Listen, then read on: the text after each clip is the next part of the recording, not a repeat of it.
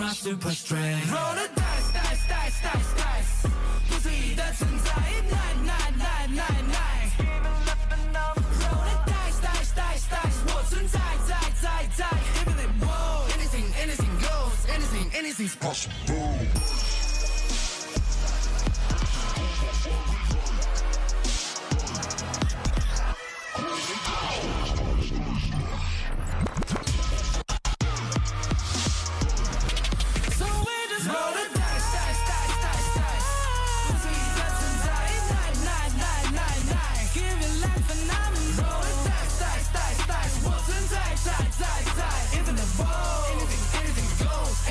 Anything's possible.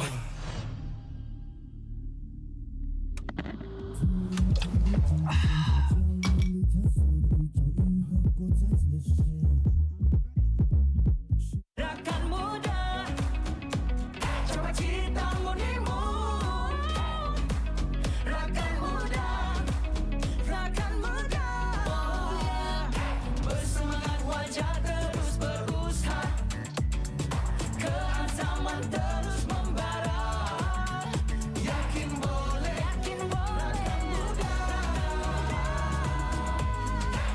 Rakan muda. The House of Partings claims victory.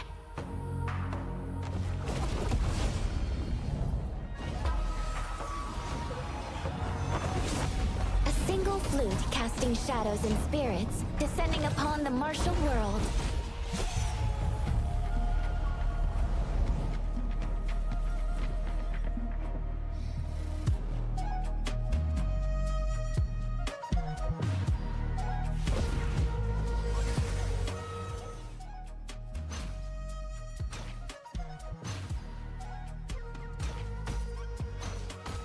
Hey!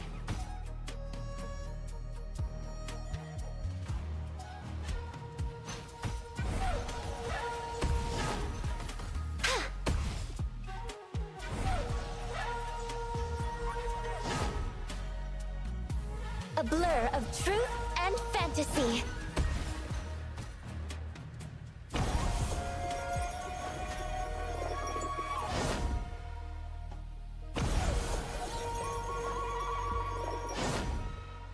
Illusions unravel the truth.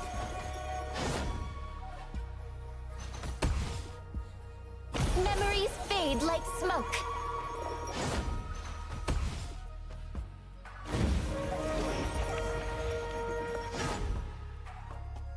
We live and die like fleeting shadows. If love's promises still endure, why does the world offer only sorrow and parting? My flute's name is Tears of Parting, and its every note tells of sorrow.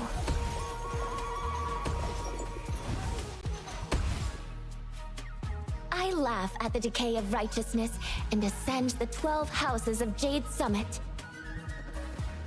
I've seen every human emotion, but I've never seen a promise kept. Parting tunes sound till dawn, making the night even colder.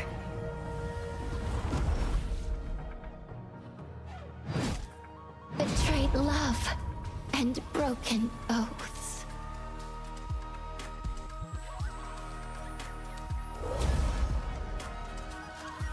What defines the martial world? Companionship without betrayal, and yearning without farewells. The unfaithful must be executed. The House of Partings claims this land.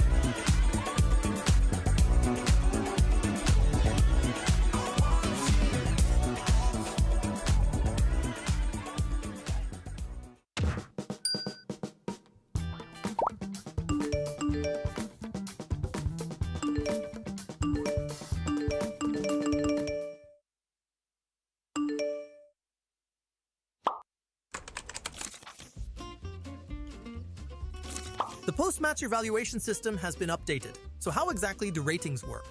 In short, your rating depends on how well you fulfill your hero's core responsibilities in your assigned lane. Every lane and every hero is unique and important. When you play different heroes in different lanes, your responsibilities change as well as the rating criteria. To keep ratings fair, the system analyzes dozens of factors based on your lane. Each lane has different responsibilities, which means their evaluation criteria vary massively.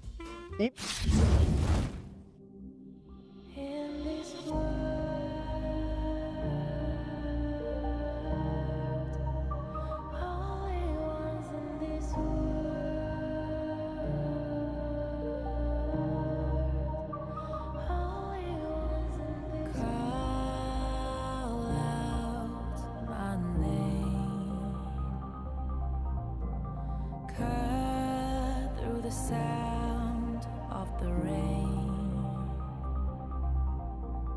No matter how I feel the flame, you know I feel the darkness and the pain. All of the ways we tried to break free from the night, you know we made it out, we found the light. I fly so high, light up the skyline. Let's do it this time, like it's a whole new vibrant world.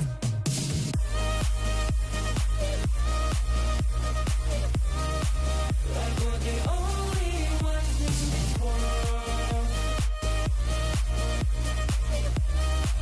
Like we're the only ones in this world. Now I see that I got everything I need. It's alright, I'm on fire, I'm alive, 'cause now I fly so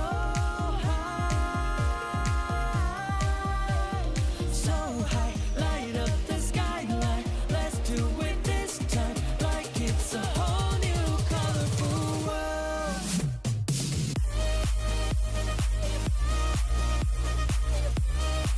Like we're the only ones in this world.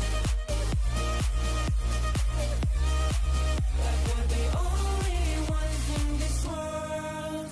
Never thought we'd get this far, burning like the stars. How we get this far, like we're the only ones in this world.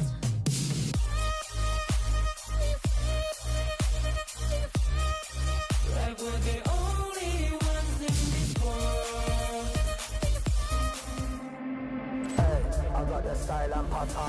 Welcome ladies and gentlemen, selamat datang adik-abang to Sunway Pyramid, Kuala Lumpur, Malaysia. That's going to be our live venue here today. Now without further ado, we're gonna start off and let MKL spring season playoff begin. Now the teams will do their fist bump as a sign of respect and the sportsmanship that we're proud of. ETE gaming for such huge game. Between these two gigantic teams, with the fist bump.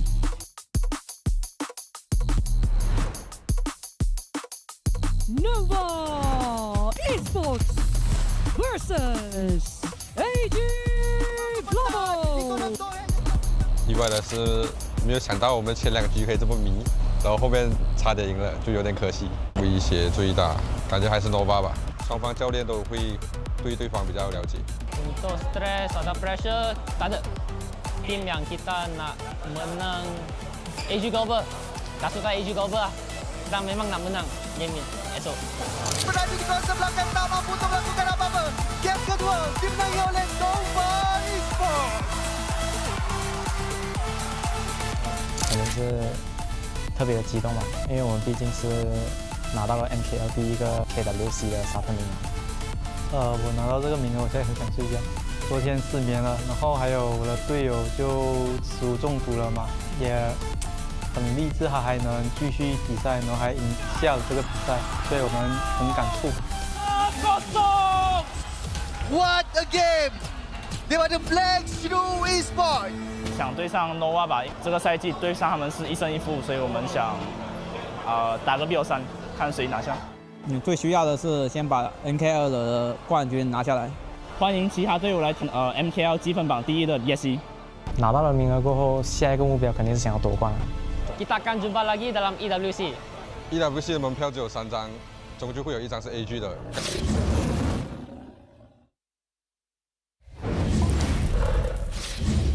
Welcome back, ladies and gentlemen, to day 2 MKL Playoff Spring Season 2025. Malaysia, make some noise! I'm your host for today, Choo Choo. Yesterday is a history, but today everything can be changed. It's make it or break it time. We secured 2 slots already for the teams that will confirm themselves to perform at the world stage in the upcoming KWC. But who will join in as a 3rd slot is open to 2 teams. Now we're gonna have 2 best of 5 series today. Do you guys know who it is playing today? O2. O2? O2, make some noise! AG Global, make some noise! Oh, we got our Champions 4 cheering club, but we don't know who will get the slot for the championship later in KWC. But for today also, if you guys are watching at home, or especially if you guys are live on ground here, don't forget your prediction card, because you can win something from your prediction card. And you guys watching at home, if you happen to be in Malaysia, join us at the venue, because there'll be so many merchandise exclusive only during the MKL. Okay, so pick your winning team wisely. Now, without further delay, let's hand it over to our casters. We are already set on the stage. Let's go, casters. Let's take day 2 in play.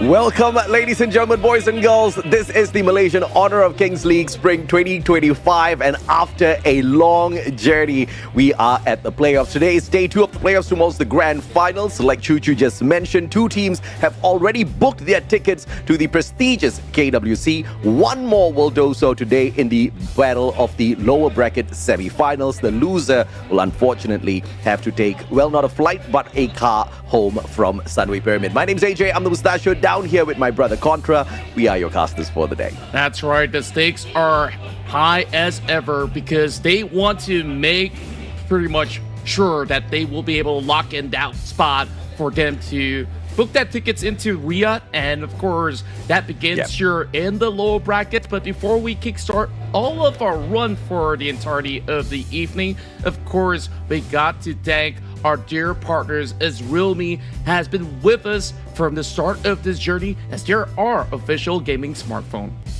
Absolutely, man. Official tournament partner, Realme Gaming. Pick Realme 14 series. Realme 14 5G features segment, best Snapdragon 6 Gen 4 chipset, long-lasting battery, largest VC cooling area, and empowers players to enjoy 120 frames per second in Honor of Kings, promising a smooth, high-performance gaming experience. For gaming, pick Realme 14 series. I'm actually thinking of picking the Realme 14 series for myself soon after this Contra. I've already submitted the budget request to my wife. I think she's gonna approve it. Yeah, hopefully she'll be able to just sit up to it and like, okay, I'm pretty sure that you deserve it after such a long run here in the league, and when if not, we'll try again next season. That being said, though, let's take a look at the bracket, as we have got a grueling ride for our top 6 that have made it into the finals here, or should I say the playoffs, as we had to say goodbye to DTE as well as Team Secret, as they were sent home by no other than AG Global as well as O2 Esports. And then yesterday's run in Match 3 as well as Match 4, AG Global as well as O2 have suffered their losses, and now both of them will meet in the low brackets, and this is going to be that final spot for them to claim at the KWC. Yeah, absolutely, man. And of course, today's schedule, we will start off with match 5, and that is the battle between AG Global and O2 Esports. Winner will get their flight tickets to KWC. The loser will have to drive back home and perhaps try again in the next season. And of course, this is going to be a battle that I do expect to go all the way to match number 5. And I have to say the same for the battle at the upper brackets. Nova versus BSC, that's going to be a match nobody will want to miss. This might just be the preview of our grand finals here, Contra. That's right, and I believe that we'll be missing our dinners as well, because we'll fix our eyes on a long BO5 between the two. AG Global versus O2. They have had a long-standing history, and back in their series in the league, they went hit for tag. The first time they met, AG Global took it 2-1, and then of course O2 have bounced back to also claim a 2-0 sweep, heading into the second latter portions of the league. And of course, all eyes are on the players right now. Saber had a fantastic run yesterday for AG Global, pulling all the stops, but they were just so close to take down Nova Esports. O2 is willing to go all the mile with Kongling leading the pack. Absolutely, man. The head-to-head between the two, ladies and gentlemen, 4.0 versus a 3.4 KDA. And I don't think that's too much in terms of the numbers difference. Even if you look at the hero pool, they're pretty neck and neck. But the first blood rate, and you know how that sets the tone for each and every single match out there in the Gorge Contra, leans towards the side of O2 here. True enough, and we've seen time and time again O2, known as the King Slayers and Giant Slayers, they've always played very proactively, looking for high tempo picks like the Pei, and look to go for pickoffs all across the map, where AG Global have definitely got a vast pool to play off in a best of 5, and the experience does matter. And looking at the history books, I mean, these two kind of have beef with each other for some reason. We've heard those interviews, and O2, this is the team that they really want to take down. Yeah, absolutely, right? And I'm very, very sure we can expect this game to go the distance. We're talking about O2 that has managed to find that recovery, has managed to figure out exactly what went wrong in their first bout. And in the comeback, they didn't even allow us to go into a game 3. They finished it nice and clean in a 2-0. But you know, every single revenge does not just stop at that revenge. You're going to have the loser try to make a comeback here as well. And unfortunately for O2, the loser is the team that performed slightly better in the knockout stages when it came to the numbers of series victories, right? So obviously, in terms of experience out there, in terms of pulling the numbers and victories to their side, as well as the strategy to outdo some of the rest, AG Gamers Global, they kind of have shown us that they've got what it takes to go all the way here, Contra. True enough, and when we take a look at yesterday's deep run that they had, it was a full 5 games played out against Nova, so we're definitely looking forward to that. And I believe that we're already getting the players on the ready to walk right through the stages. So that being said, let's of course take a look at all of the stars that will be shining on stage right now.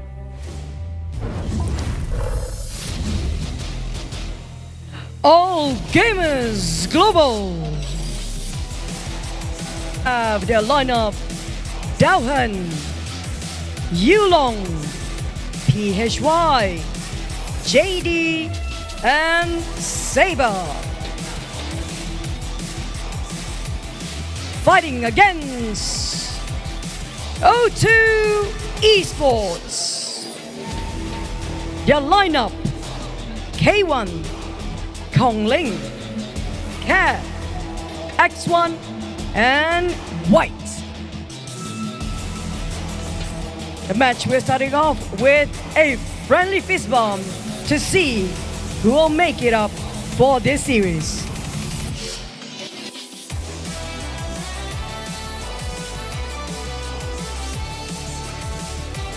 And it shall begin as they will now lock in into the Gorge. When, of course, when we take a look at both sides, absolutely amped up from their powerful run from yesterday's playoffs.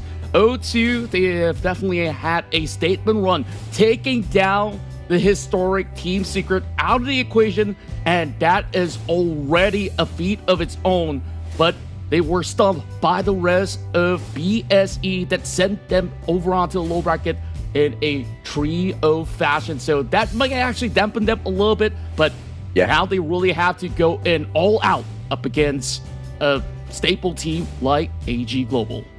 Yeah, in that same breath, we also have to talk about how Nova Esports got taken the distance by AG Global, and that was a true shocker because everybody looked at Nova as the dominators of the league, just, standing toe-to-toe on the side of Black Shoe Esports. So if AG could take them that far, then perhaps they have got what it takes to bring the victory home for themselves today as well and send O2 Esports packing. The wise one laughs last, and AG Global might just be the one here. But, the blessing in disguise here, or not so much of a disguise, Contra, is the fact that we've got a best of 5. So we can have a little bit of a back and forth all the way, just like that Nova matchup up against AG yesterday. Yeah, speaking of blessing in disguise as well, when you are getting clean sweep 3-0, so you take a look at O2, you might say that, they aren't really proving too much up against, some of all these old kings out there. But then again, they haven't fully revealed their cards in a best of 3. Whereas AG Global with that deep run, some of these pocket picks were out already in that long grueling ride up against Nova Esports. It could have actually been them if they did actually win that final game. But Nova with that Dachau pick was just pretty much pulling all the stops to their run. So that being said though, O2, within a span of a night, how much have they prepared?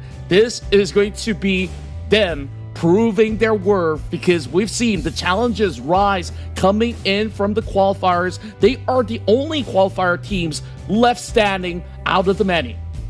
Yeah, absolutely. And of course, there are suspicions that O2 could have just taken the drop because they know that AG Global is going to be pretty easy to take out instead of going up in here to the upper bracket finals fight, showing exactly what they've got hidden up their sleeves. Perhaps they don't want to warn or sign off the alarm bells for Black Shoe Esports as well as Nova just yet. I'm a big fan of the theory. I think O2 Esports does have got what it takes in the tank to bring it all out to AG Globals tonight and perhaps even kick them out of the competition. I'm pretty excited to see exactly what's going to happen, right? Because like you said, that Dachau pick that won it for Nova Esports, maybe it could have ended a little bit earlier as well, right? But we saw the fight in AG yesterday. That was pretty shocking. I gotta admit, I honestly thought they were almost gonna rip it away from Nova Esports yesterday, Contra. Sure enough, it really came down to the wire. It took like 2 final objectives out there for them to really close out the final run. And of course, they were just bested by a very tiny margin in that sense. So now, of course, we will now jump right into our first draft, into our global picks and bans, as O2 Esports immediately targets on their Clash laner. So that is not going to be a safe pick over on the Dharma. And no Ling to be brought out as well, because that has been one of the staple picks that have been shown by all the other teams that has been present here in the MKL playoffs. Yeah, and a wise ban onto that pay as well. We have seen him prowling around the gorge a little bit too aggressively, and obviously you don't want to have that in the arsenal of O2 Esports. And because of some of these heavy hitters out of the list already, doesn't mean that we don't have good options here for O2. They bring in the Long, great advantage they can take with the best amount of damage that this guy can rip out there. And AG Global, with the response of their own Yixing and Mayin, we've seen this combo do its number on quite a number of teams in the past already, Contra. True enough, and I just love the rapid speed of picks coming out of O2 Esports. They wasted no time. They know that Luna is still available, and that wasn't banned out at all. So you will expect Konglin to aggressively go in for those invites, being covered by Zhang Fei as well. So White has got to do a solid job of not only taking care of X1 for most part, so he will have to really put himself up in the front lines out there, while AG Global have also secured their marksman right before the second phase. So this is pretty interesting. They do have decent enough crowd control with the Mayin, with the Yixing, dropping the board. So AG Global off to a good start. Yep, Lady Sun pulled in here by AG Global, and this is a really good matchup, right? Because obviously O2 Esports is going to be tanking quite a bit of damage with that Zhang Fei, and obviously AG Global will be looking to take him out of the equation as quickly as possible. So the combination of heroes thus far looking pretty solid, but of course AG Global with yet another ban capable on their side, and obviously that's going to potentially focus on the jungle here as well. Yeah, and when you take a look at Lady Sun, you still want to secure a certain front line, so therefore O2 Esports at least takes out some form of peel in the form of Diadia. So yeah, the rest of the pack, perhaps you gotta also sift through what exactly will be the pick that will be a little bit of a nuisance. Ogren is still available as they are actually taking out Dong Huang, which has been some cheeky picks being played out by AG Global in the past, so they will be able to at least have a little bit of wiggle room to catch upon this Lady Sun. Yeah, and obviously we can see a potential for AG Global here to maybe bring in a little bit of the mobility around the gorge as well, because you're looking at O2 Esports, you know you're going to be moving a lot out there, especially with that Luna as well, and Dun being brought in is potentially the perfect response for that Alcantara. Yeah, it's definitely a great answer where you could still go in for certain engages with the Unruly Blade, and AG Global, if they really want to, I guess Dola is decent where you could also reset some of all these sort of crowd control that the Mayin can offer with those knockups, or even go in with double board. So that's just going to be plenty of other supports for them to actually consider.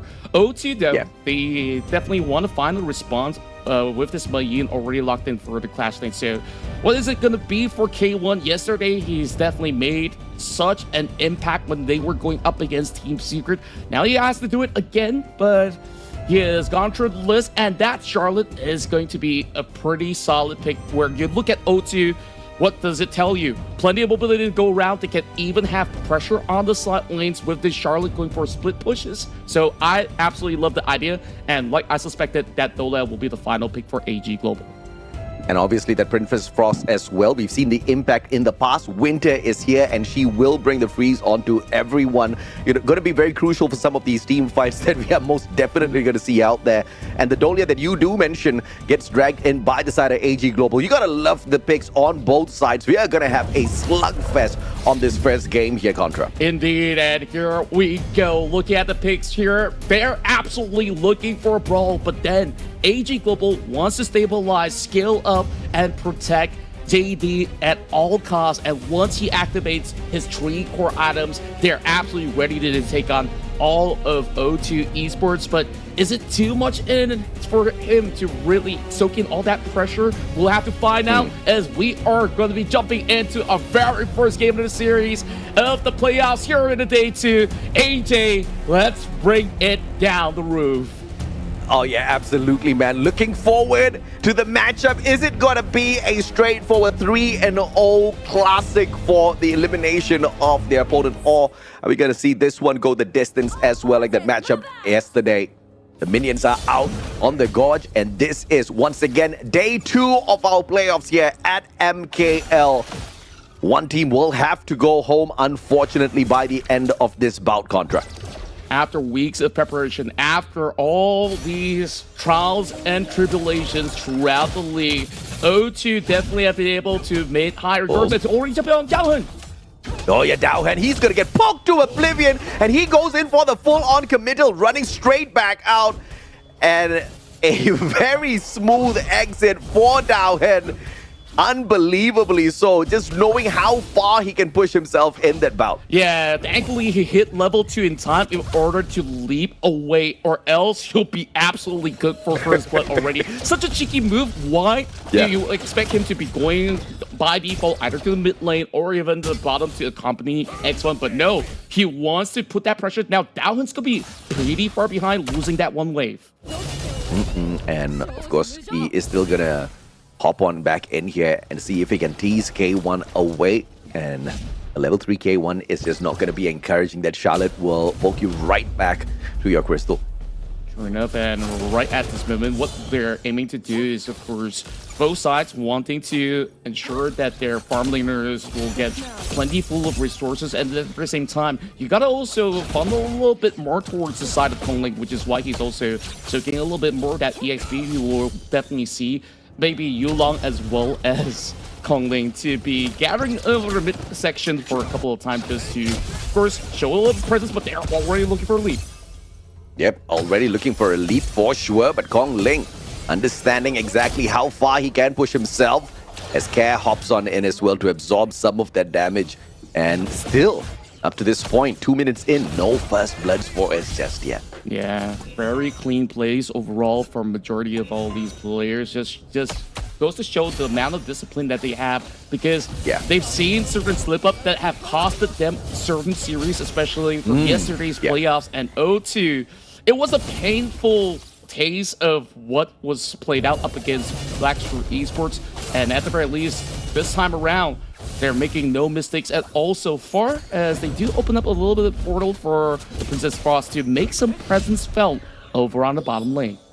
Yep, beautiful beam over, and in a potential 3v2 here down at the bot lane, but doesn't seem like AG's gonna miss the invitation to join them down here at the bottom. We know exactly what this is gonna be for. Maybe a potential steal onto the Azure Golem, but nothing attempted by the side of O2 just yet. Waiting for the countdown to the Tyrant.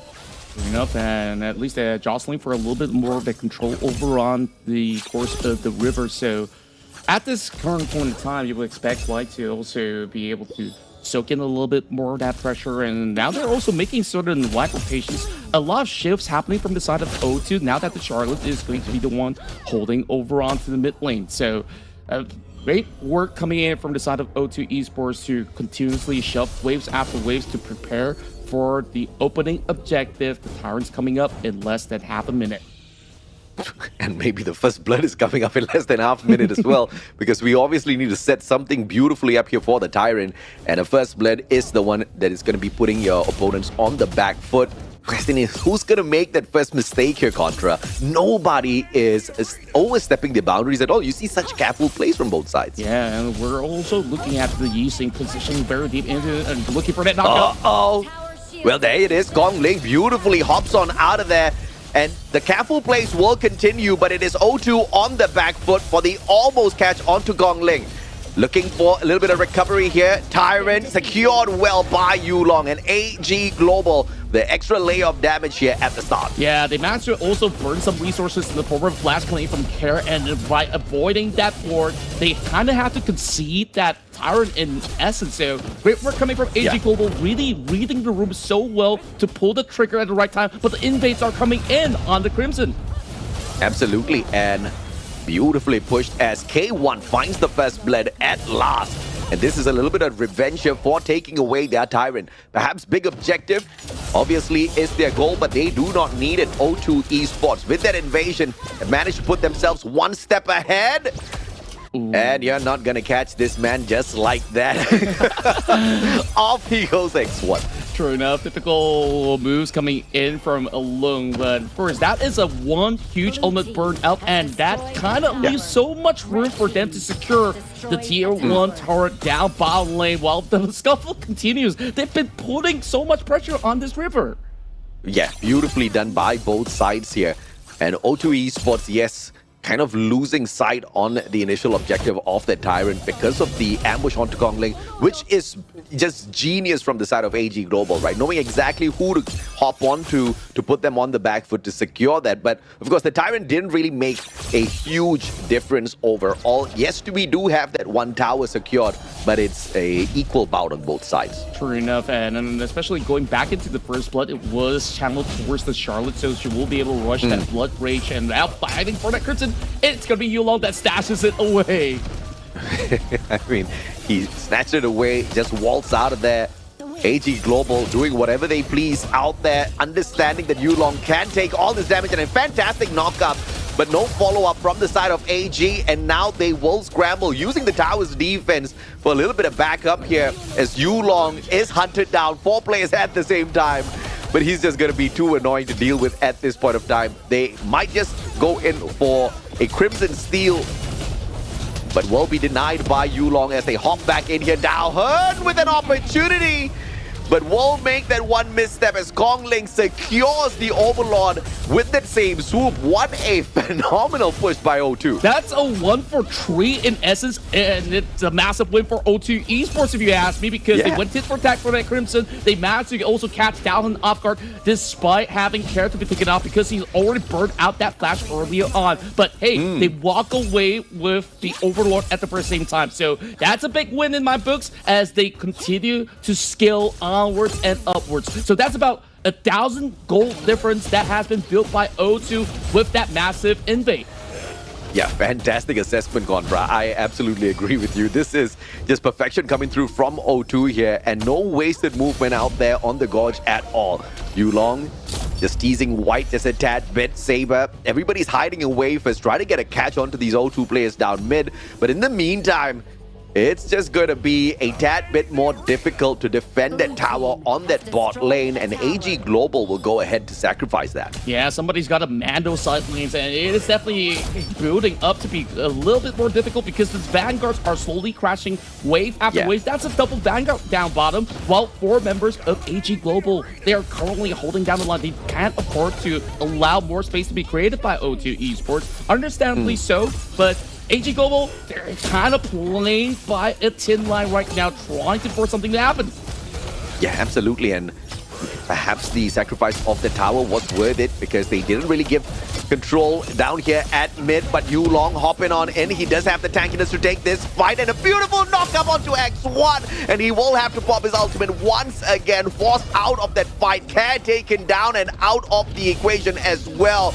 As now O2 will hop on in to see if or not they can play a decent defense, waiting for Cat to jump back into this match. Yeah, I'm absolutely loving the kind of pressure that AG Global was trying to build, and time again, they've been catching on to Care, and this is just going to set this Princess Forest a little bit behind, so it's not going to hurt too much if he's going to continuously be caught out just like that. But then again, now things have stabilized, and AG Global yet again secure another Tyrant in the back, building up to the kind of lead that they really want. So a little bit more injection of gold, a little bit of amp and power, and now looking to at least soak a little bit more of that pressure. And it is so tough to take down Yulong.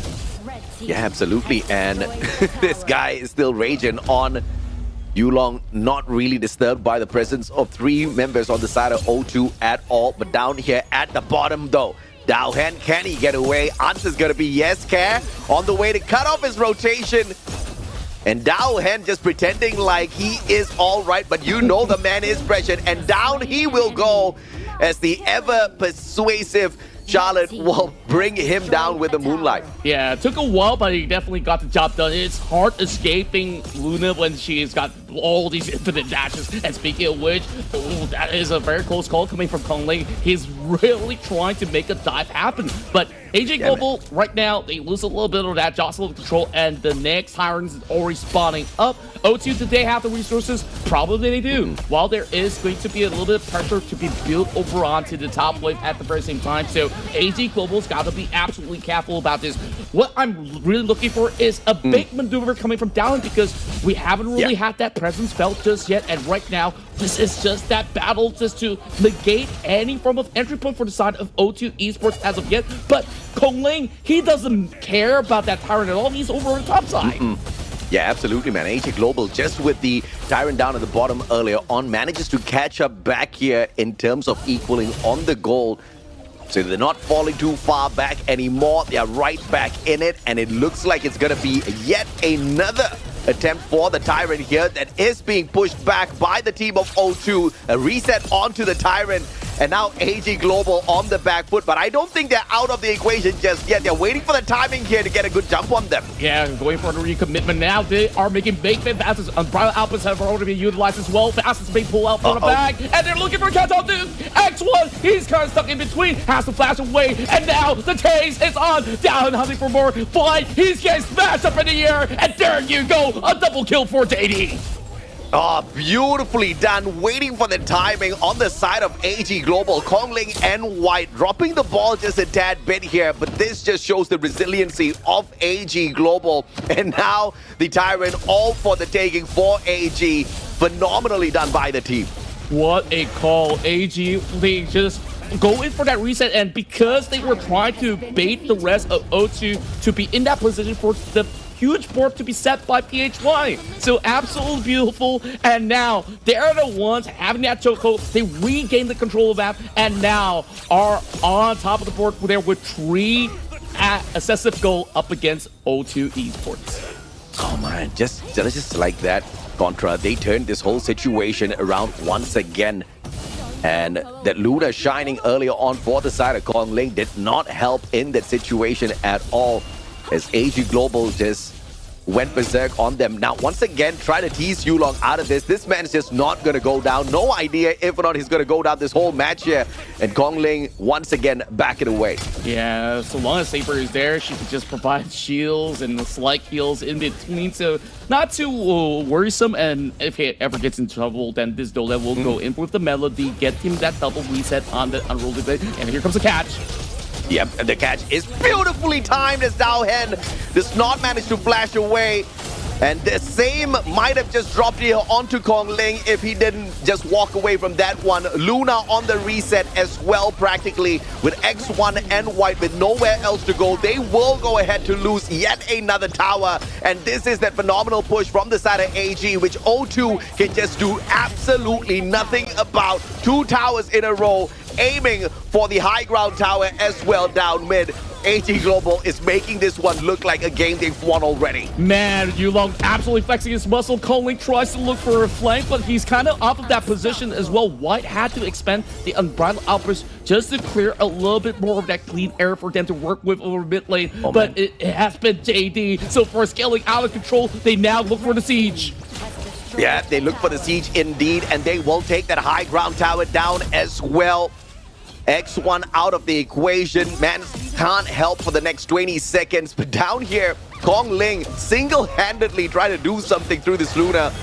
And obviously, that's not going to be the most effective use of his capabilities. And in the meantime, the Overlord as well will go to the side of AG Global. Objective after objective now, falling into the hands of AG. Yeah, it's just desperate calls, right? Looking at the side of O2 Esports, Kong Ling, he wants to at least get something done, but by doing so, there was that Overlord up for the taking. Shadow Overlord now will crash more and more of these waves, so they will continuously lose that pressure. AG Global, I just love how they're looking like today because they're not shying away from those fights. They know O2 Esports have always wanted fights. Now they just convincingly say, yeah, come at me, bro. I got a lot of all these beefiness to offer if you guys really want to stand toe-to-toe.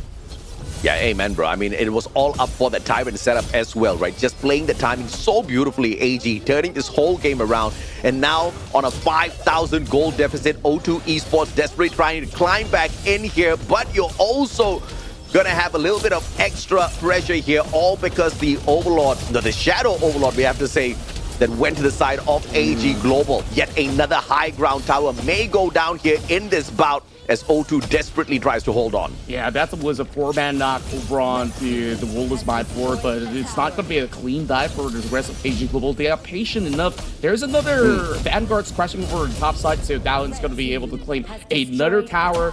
And now this lead is absolutely ballooning, but they're calling for a shot. Oh yeah, absolutely. Hopping on in there to see if or not they can pay a little bit off that attack back, but JD will get the catch onto Kong Ling without that Luna, without all of that power in terms of attack. O2 Esports on the back foot. X1 finds Dowhen, but how long can he stand as the whole team pulls a great retreat? A 2-for-1 O2 Esports will lose another high ground tower because of that. Yeah, the Mavs still keep themselves alive for only barely a minute or so. Basins now being popped up as well. This is going to be the last that O2 can they hold on. Well, Saber makes sure Cat gets taken out of the equation here. AG Global needs to be careful. But O2 Esports doesn't put up any bit of a comeback fight in there. Beautifully pulled away by AG. I felt like they were too television on to trying to score some of all these pickouts there. I think things have worked out decently for O2, at least for the first couple of minutes. And then that big pick coming in from the side of PHY, locking them across.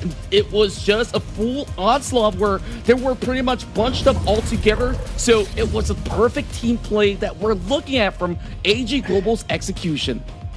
Yeah, absolutely, and it was all about the timing as well, right? You pulled, you hit the nail on the head there, Contra, talking about how the main objective there for O2 was to go for those picks, to kind of clear out the river area, to aim for the Tyrant, but AG knew exactly what they were playing for, making it look like, okay, they don't want to go in for the challenge on the big objective, giving it away initially, and then going back in here for the hop. Taking the Luna out of the equation was phenomenal. They got the objective, and they kind of snowballed away with that one. True enough, and take a look at how they've been able to successfully let JD's skill into it, where he's been able to cook about 3 to almost close to 4 items in that sense. So it's a great job coming in for the entirety of the members, where they've been able to have a decent zone control, where Yulong was very willing to put himself on the line alongside with Saber. As you can see, this is going to be almost a full tank build coming in from the Dole as well, because he was expecting to be dove upon, but instead they're the ones making the dive. How many times have Kara been caught out?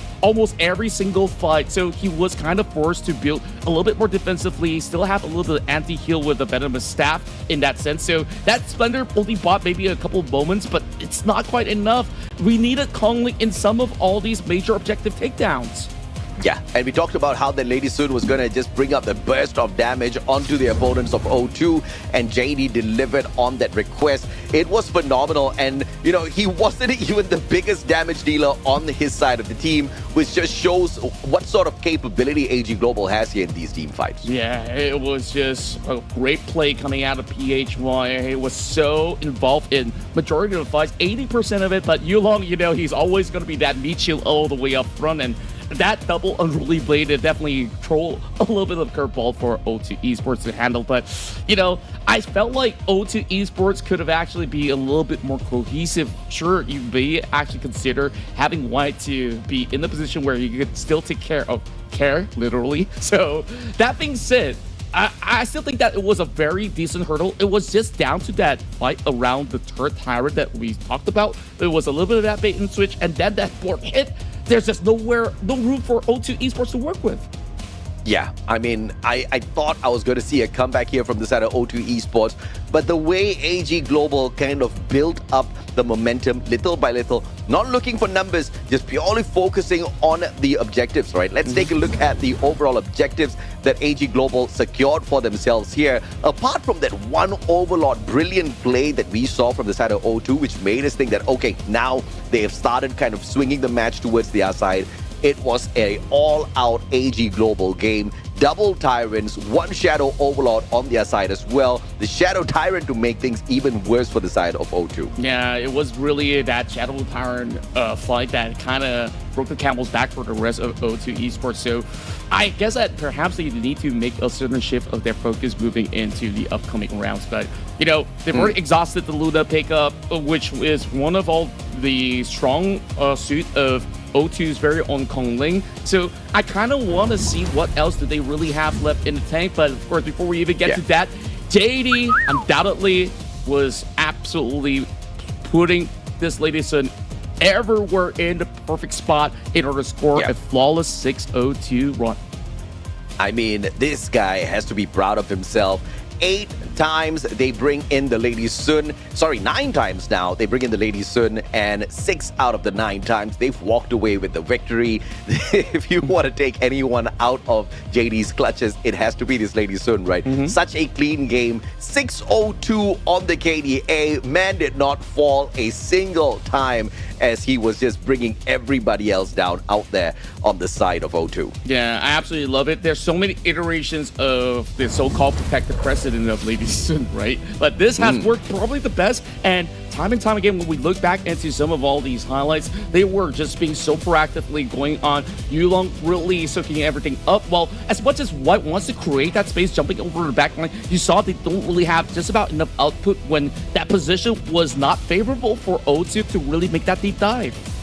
Yeah, absolutely, man. And obviously O2 couldn't really go in for the all-out pursuit on that, but you saw AG Global instantly pick up on that information, and they saw AG trying to take a step back, and they said, nope, you're not going to be able to get away. Dowhan as well, just really being able to calculate exactly how far the heroes on the side of O2 could be pushed in that situation, right? And AG Global had obviously the better communication out there, Contra. Yeah, I absolutely love how they've been able to really work it out, even despite pulling back back, you can see that they're not really fully calling it off. They recommitted because they have been able to chunk down Conglin, and from that onwards, they were so confident because no one's going to get the access to the back line, and they just walk them through, and it's just like hot knife through a butter, right?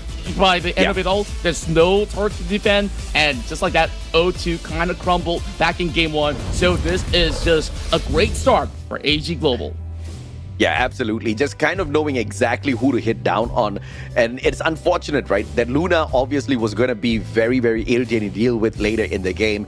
And AG Global just made sure to pull that cap on her very, very quickly in this matchup. And I like the fact that they were able to see that all the way through. We didn't really see much of a comeback from the side of O2 once AG really started ramping that up. Yeah, and at the very same time, if we think about the draft again, O2 Esports kind of have this draft where it's resource heavy. You want Charlotte to really have enough pressure. She has to cook some of all these items up, whether if you're going semi-tank or even going for a little bit more offensively, in order to have any form of reprieve for them to really have a statement on the side lanes. So I think that was slightly lacking, and because of that, Conglin kind of had to put himself out of the line when he is present on against the enemies. They saw him on the bottom side.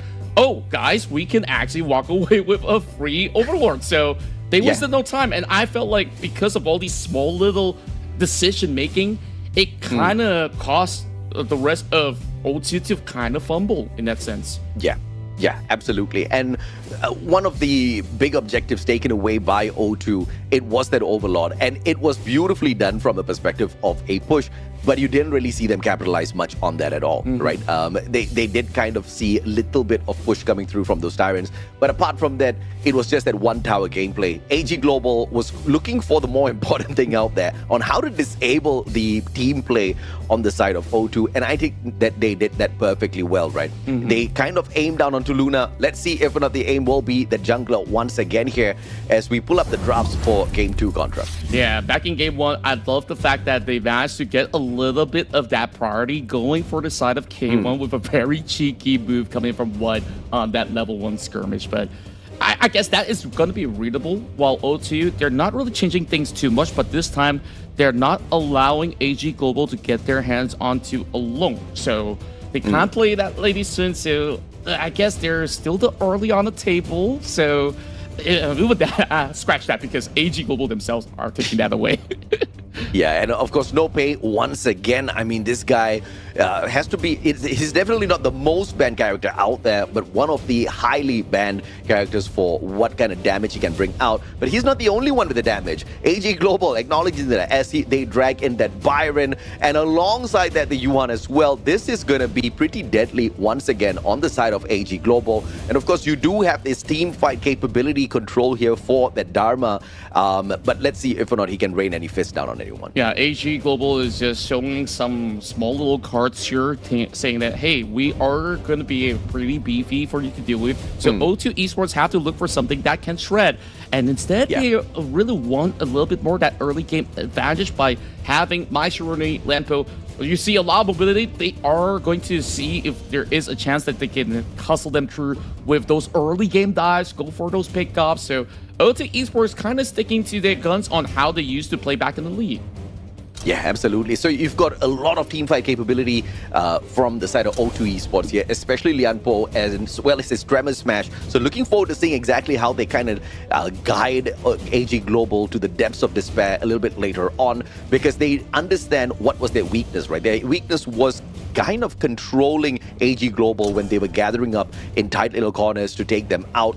But I don't know about this, because if you look on the side of AG Global, this is so much of firepower. You trap them in a corner, you're probably going to get bursted away. They bring in that Ogren as well. Yeah, I mean, there is definitely some form of execution that they are looking for. And at the very core of it is still out-sustaining the rest of O2 Esports. So they still need somebody that's kind of hard-hitting in the sense that can slowly bring it down to make things easier for Ogren to really have that certain state to eventually execute them. Instead, I really love the fact that O2 Esports, they really want to take out more and more of these potential sustainability coming in by banning out both Dieda as well as Zhuangzi, because if you allow that Zhuangzi to come in, then he's just going to have that open space, activate his ult, and let the entire AG Global just run right through, while AG Global look at how safe this composition is. They're even bringing that ENG. I kind of love the level of scalability this is, and it's not an easy matchup against the Byron, so O2 Esports probably scratching their head right now. What could we actually do about this sustain? They gotta invest a lot of all these gold building anti-heal items, and that is gonna be small little pain with the Blazing Cave, with the Vampiric Scepter. Other than that, O2, what's gonna be the answer here? I mean, I think this is just a 3,000 IQ pick coming through from AG Global, right? You go in there with the ENG, consistent DPS, and you've got lane safety. He's a very, very reliable pick, and he's so difficult to hard dive, right? So, I mean, you're looking for team fight capability on the side of O2 Esports, and AG Global is making you think twice. Do you really want to take us in a team fight? This is such a tough one out there. But of course, this time, O2, they've got a little bit of heavy firepower on their side as well. They bring in that Lady Sun to kind of combo in with Mai out there up against AG Global. They've got that tankiness out of the Mankey as well. They've got a little bit of team engage in this Danpo and Dharma. It's a very balanced pick on the side of O2. But AG Global is very scary with their picks here, Contra. Yeah, seems like they're going to be sending the Yuhuan as a support in that sense. And on top of that, having the Lady Zhen to drop in with those destructive deluge, and whoever gets caught in between is going to really soak it really hard. So that being said, O2, there's a lot of displacement abilities, whether it's a Chohisatsu coming in with the Maishiruri with the multi-man knock, or even if you have a great Travis match coming from the Lempo, things can be looking real good in the early game. But I want to see how do they handle the heat when they cook up those late game items, because AG Global, their sustained calm might be able to outlast O2 Esports power spikes. I don't know if I'm a little bit jealous of the crowd over in Sunway Pyramid, man. The energy there looks just so bright and beautiful. I want to be there. I want to hear these fans cheering for these teams, because hell, AG Global would have been getting a lot of noise, I'm sure, earlier on when they turned that match around. But O2 Esports in this fight, are we going to see a comeback, or do they go down 2-0? I do expect yet another slow start though, Contra. I believe so as well. Perhaps there's going to be another cheeky play, because when we look at the rest of O2 Esports, they have the capability to go absolutely 0 to 100 at any given moment with all these kind of big knockups, as well as huge chunks to be dealt with the Maestro Nui as well. So I'm looking at Kerr. Last game, he was being dealt upon on a lot. So this time, he kind of need to make the right calls. So playing Maestro Nui is always like a double-edged sword, right? You got to find those angles, get the big engines as well as Chohisatsus to be landing, and slowly poke them with the usual skill 2. So that being said, it's going to be a standard start, like you said. Very neutral. And you know what, guys? If you guys are Malaysians, why are you guys watching here on the screen? You guys should be there in Sunway Pyramid, right? Because there's jerseys and so many cool stuff you guys can check out. You want to go ice skating? You can go ice skating right after that. I mean, bring your girl, bring your guy out for a date, watch some good games of Honor of Kings. And, well, if your partner is not into the game just yet, it'll be a good opportunity for you to introduce them to it, right? JD will be backing away here as X1 looks to get super aggressive from the start. And O2 Esports is obviously playing this really smart, because AG Global is going to be pretty deadly mid-game to late in terms of how they're going to scale up here. So if you want to play that control on them, you have to make sure they're not leveling up too fast. Try to poke and prod away at them as much as possible. Don't allow them to take a lot of resources on the map, but I don't even know how you can execute that safely up against AG. Yeah, I guess that's where O2 is making a whole lot of rotation across the map so that they can actually have a decent level playing field. And oh, here we go. Chohisatsu already popped over on Yulong. That's not the target he wants, though. Absolutely. And of course, Kong Ling, this Mankey is going to be the perfect item to throw into the mix to protect the rest of the team members on the side of O2. You gotta love that Mankey in situations like these. And Care will not have a care in the world as he goes back for a quick reset and jumps right back into this battle. Very well responded here by O2 to not fall. Yeah, I just love the kind of discipline as well as responses that were evenly matched now. No vision onto Care. He finally shows himself for a slight bit. They kind of want to open up the portal for them to have a little bit more impact for K1 to maybe make certain teleportation plays eventually. But at this current moment, of course, both sides waiting for the first objectives to appear. And ideally, AG Global, they're honestly just looking to, weather the storm in the early game, get all these resources up, And at the moment, they're doing a decent job, slightly ahead, getting a couple of camps through their hands, while we're looking at PHY as well as Saber to really be working in tandem together with side Yulong. So it becomes this ultra sustain that O2 could not even overcome. It does not matter if you have that Maestro Renui to be pumping out some of all these damages, but because they could just pop the shield and it's just gonna be A-OK. Yeah, and Mr. Ogren's already on that level 7, so AG is just minding their own business, focusing on the real business, right? Making sure Yulong is going to be this insane Ogren who's going to be ripping away the O2 lives later on. Obviously, this Mankey is super tanky now, but a little bit later on, it's going to get squished under the heavy firepower of AG Global. Yulong going in here for the chase. But he knows better than to tease this Mankey too much. K1 on standby. And this Dharma, beautiful launch. And this Phi is going to get caught out. And that is what I'm talking about. First blood on the side of O2. The stats do not lie. They're really good at it. It's crazy. I mean, the timing where they managed to see PHY kind of had that flash being popped out. No time wasted from Care. Flash engine gets the first blood done and more to come. Yep, and one more down on the ground.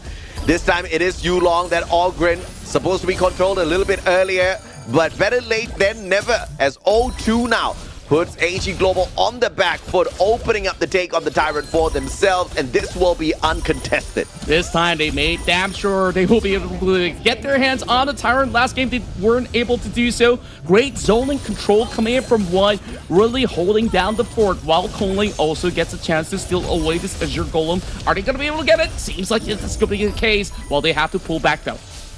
Yeah, absolutely, and they now back away from the situation. Question is, how much of damage did that do to AG Global? Yes, they did manage to rip away 2 lives.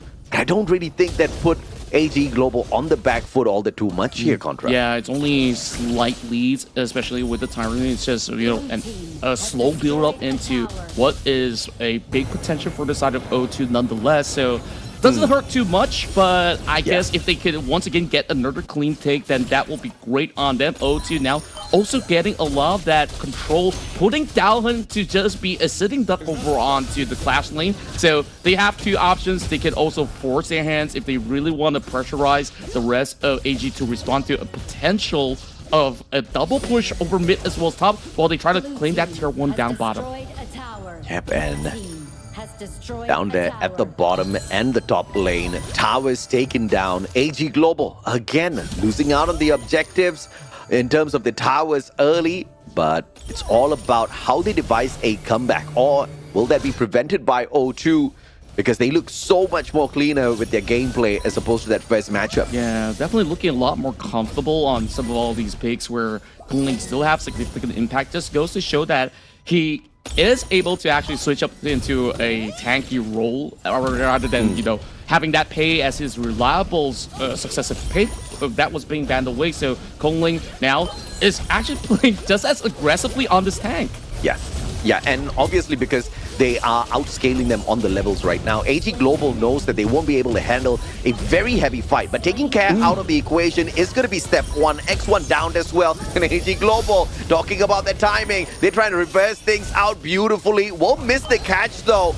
And Kongling will slip it out and away just like that. But the damage has been done. And now as AG Global gets to rip away some extra objectives, it is going to be the Crimson Golem from the camp of O2. Yeah, a little bit of that overextension from the rest of O2 esports. They thought they had the things going, but they kind of were in a tough position to even wiggle out of that. So rather unfortunate, they lose the Crimson at the very same time. Just like you said, AG Global was never out of the woods at any given point in time, and now they're slowly going for a little bit more of that recovery, bringing the goal gap into less than 1,000 at this moment. So it's just a little bit of dance. This is going to be a battle of the tanks that is just going to take forever. It's just going to be Yulong as well as Kongling.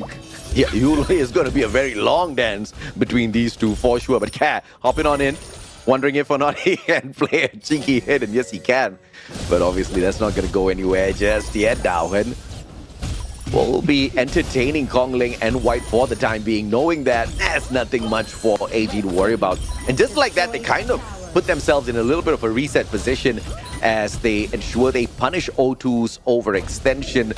I was surprised there that O2 kind of made that mistake, but it's okay. Sometimes we do need to be pushed back a little bit early in these games. Yeah, I gotta also bring attention, while they're doing all of that, it kind of creates that space for this ENG or JD to really soak all these waves from the side lanes, from top to bottom. Now he's 1,000 ahead. He will be able to activate another huge item ahead of X1, who's currently slightly behind in that department. But then again, O2, they've always wiggled for that space, and now they have to do that again.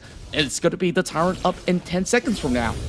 Yeah, this Ladison needs to kind of step it up on those levels because you know O2 is looking for a big team fight soon. And the objectives called out here, they want the Tyrant. And O2 will be pushed right back in a phenomenal display of aggression from the side of AG as they pile on 4 of their players down mid. Yeah, they're just making sure that they clear the waves just for the moment, and they know that they're not going to immediately start it, but he's already been brought down to 40%, he's not going to partake in this potential scuffle, so that kind of allows a freebie to be claimed by AG Global, so 1-for-1 on the Tyrants at this moment. Yeah, I mean, that was just phenomenally played by AG Global. Massive pressure down mid, and obviously with the pressure brought down towards the Tyrant as well, just forcing the players to back away. Easily secured by them, but as we've seen in the past, oh, what a beautiful knockout, and that's gonna put Fi in danger zone, and he walks right out of that because Yulong will be able to back up the rest of the team. Hits a double, looking for the triple, X1 on the back foot, and he will claim 3 lives all for himself. Yulong, the turnaround was absolutely massive. Despite O2 having those plans, now it is all in shambles. Where is Kongling gonna go, though? I mean, yeah, run, little Mankey, run. You don't look so huge right now. You definitely look huge, but you look like a huge scared teddy bear. Kongling on the the wrong one to come across Yulong. He wants another catch, and it's a 4v1, stunning the Mankey, and Yulong will continue his path of destruction as he takes out 4 players from the side of O2, and yet another easy and hard start this time round. I mean, there is just no stopping AG when it comes to this form of them. Shadow Tyrant down, and the destruction continues, courtesy of AG. My, what a play that was. That's a total of 4 kills going in favor of Yulong, and it was all a big plan from O2 trying to see if they will be able to just bunch themselves up together, and apparently that was bait, because when you take a look at what he got, that perfect treble smash, there is that follow-up coming from Care, but the damage was not enough because Saber was there, PH1 was there, they were out sustaining that, so where is the damage? None. Not much to be seen. O2, they got to single out these targets, and so long as they bunch up, this is what is going to happen. Yeah, absolutely, man. And once again, they hop on in here. No punishment onto Saber just yet. Kongling almost got out. This Mankey this time is going to be strike 1. Yulong 5 eliminations thus far, back to back for the side of AG Global, as they do manage to take down yet another tower on that top lane. O2 Esports on the back foot. They've got enough to defend this high ground tower, but they're doing it so carefully. A beautiful hop on in will take the D-Reggie out of the equation, but only to sacrifice their Dharma. Dowhead shuts down Care. 3 players down. X1 with a sliver of health. Bye-bye Crystal once again. AG Global attempting to stay here. There we go as they look to lock in the back. It's not over just yet. They're just buying time, and here comes Kongling. And the double kill once again from Yulong. In a 1v-all, Kongling will not be able to sustain for much longer. Crystal wide open, and AG Global choosing to play this one. Now, at this point in time, they are just cheeky, waiting patiently, not giving any opportunities for a comeback whatsoever. And the minion wave will push on up for just enough to be done. Crystal goes down once again for a 2-0 on the side of AG Global. AG Global locks in match point as they're hoping to book another meeting with the top dogs out there, and 1 game away to secure their tickets to Riyadh for KWC. My goodness me.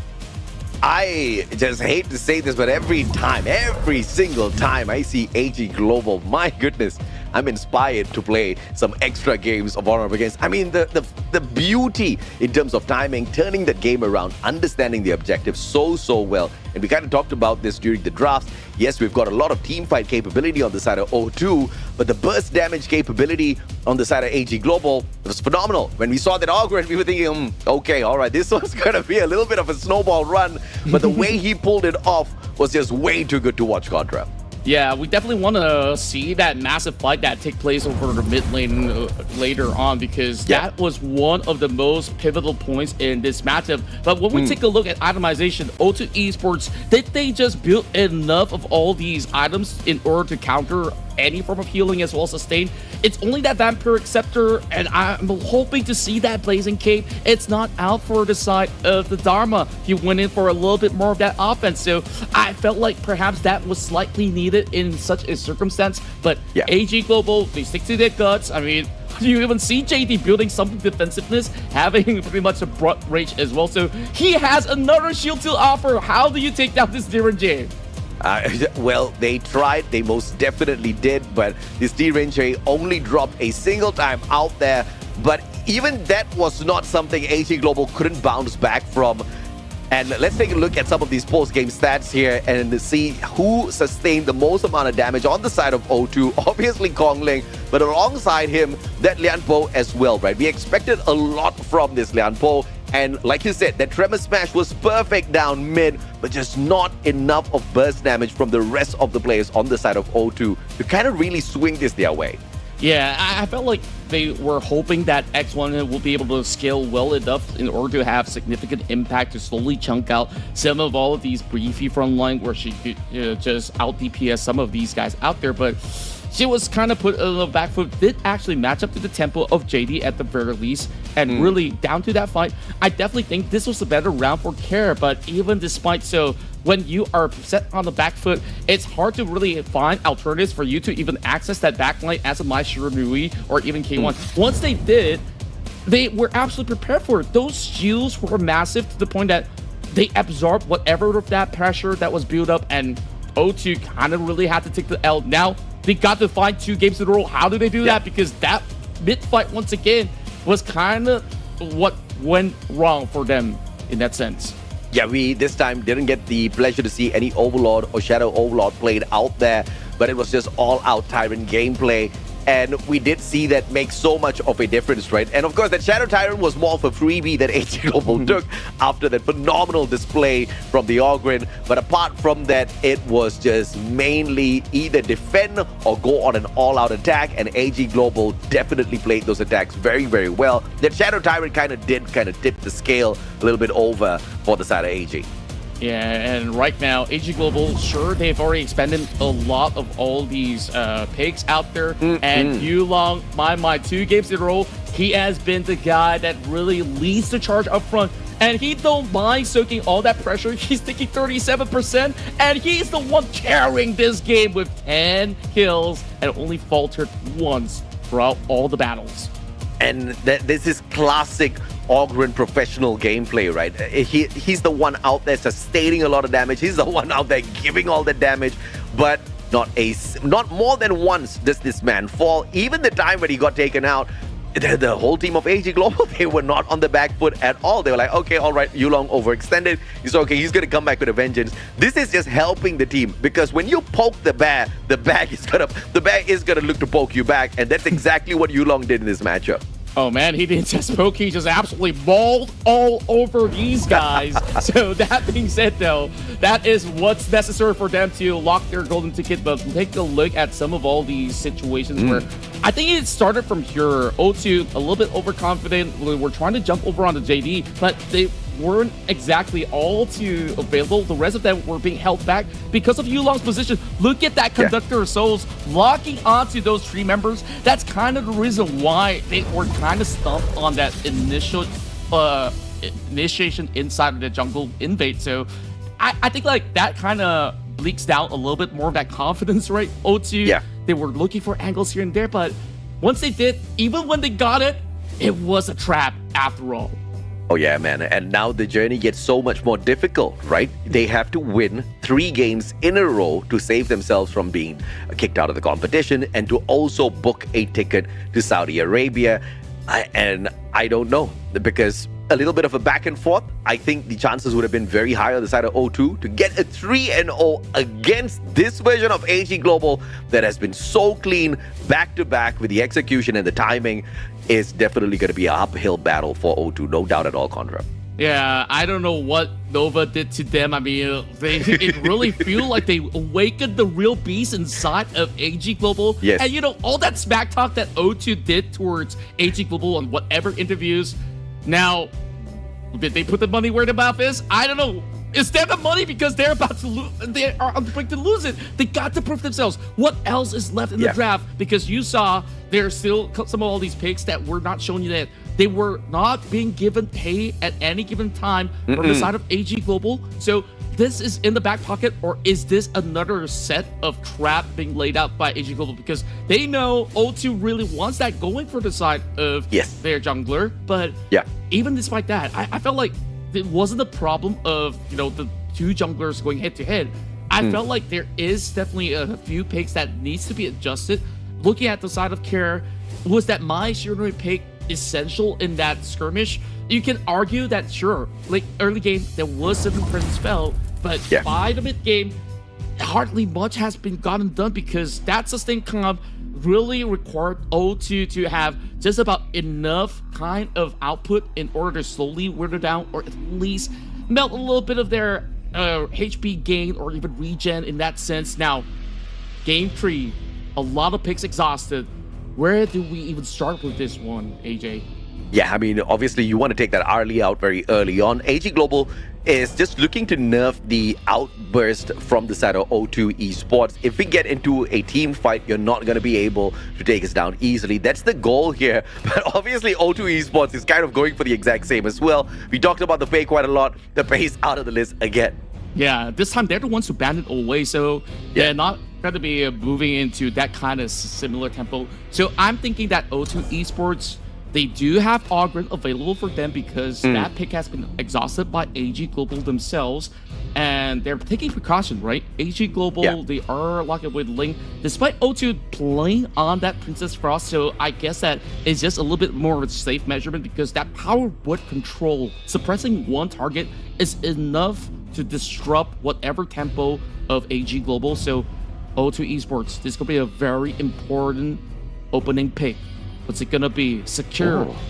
And this was not banned out in any prior matches before, and they're looking to go towards a sustained angle and also having a little bit of identity with the Mulberry power to try to knock somebody up, get a good catch, and get pretty much a little bit more wiggle room to slip away. But AG Global, they're switching things up. They're looking for high tempo plays. They bring in the Sun Tzu to set sail upon the gorge. So O2 Esports, instead of going on the same gameplay of AG Global by bringing in the heavy-hitting heroes, they're going for the more healing, perhaps passive play. I'm very interested to see what they pair up with this Akir, right? And then on the side of Diadia and Sancha pulled in by AG Global, you kind of see a little bit of a similar gameplay there with the early Diadia pick.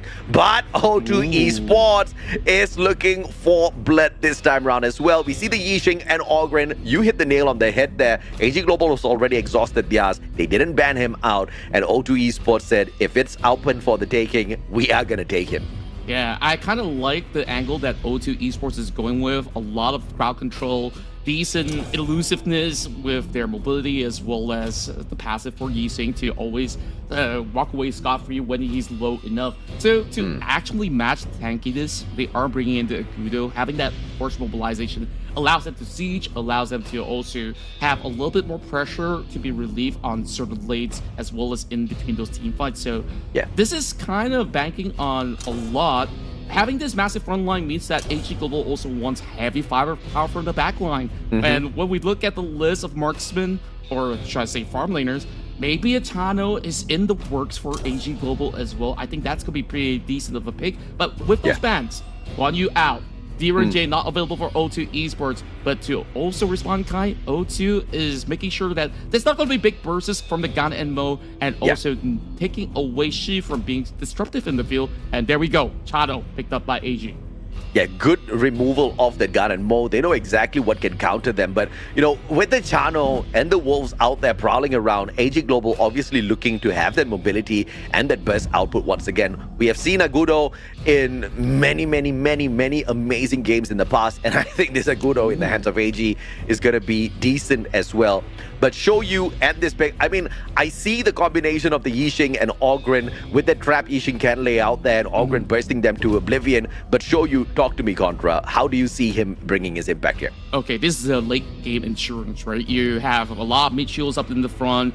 With the board, you can also ensure that you can actually get just about enough vision as well as to snipe somebody down using his core ability at most part. So the moment that you allow O2 Esports to scale is where they will be very feisty in the late game. And to also counter that measurement, AG Global kind of wants to ensure that, sure, you bring that board, I'm not going to allow you that room, I'm just going to pop that Winter Azure so you don't get to play around that space that you create. So pretty smart moves, but in terms of execution, is it ideal? Because when we take a look at that, we also want to see how much of an impact Daohun brings on the table with this Sun Tzu as well. So rather interesting on what these two teams are looking to accomplish.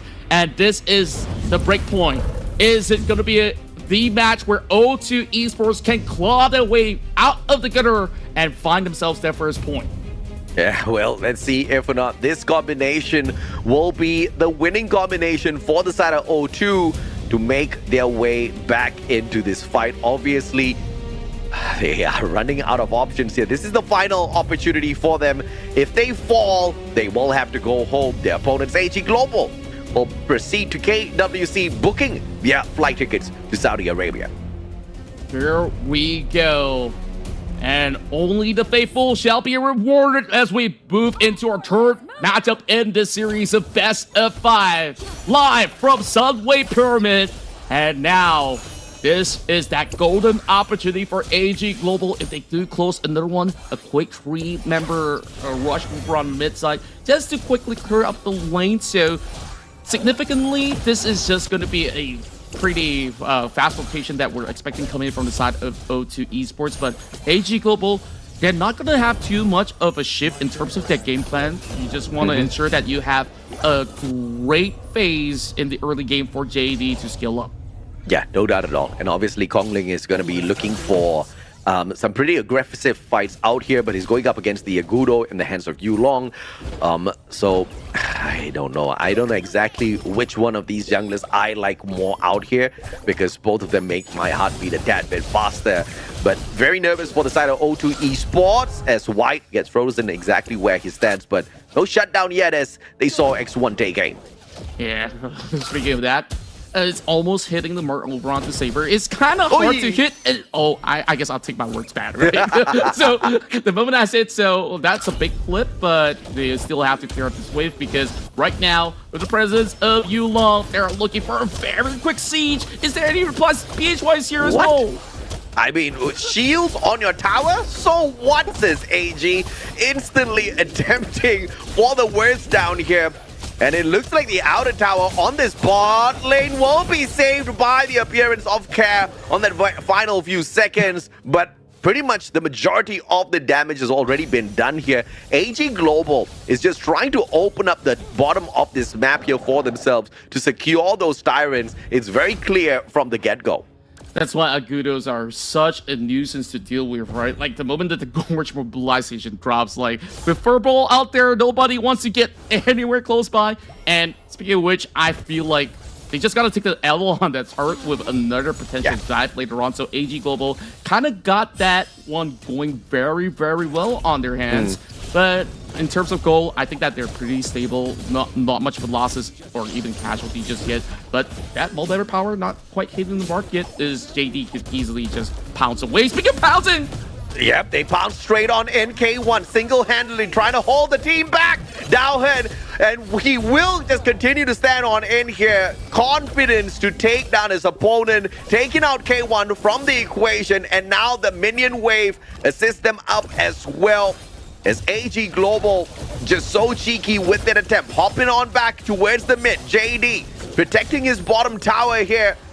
And O2 just trying to respond desperately down at the bottom, but it's just love taps back and forth. Yeah, it's to no avail as well, right? I mean, there was just about enough space created, so despite that great double mobility power onto JD as well, Saber, there's not much that can be done for them to, because they don't exactly have the wave time accordingly. So yeah, a little rough to actually begin with, but looking back at the K1, I think he was at least hoping to stall up, trying to clear maybe half the wave so he would be able to still hold around that clash lane for the moment. So back towards the usual business. First blood secured already by AG Global with a magnificent hustle coming from Yulong.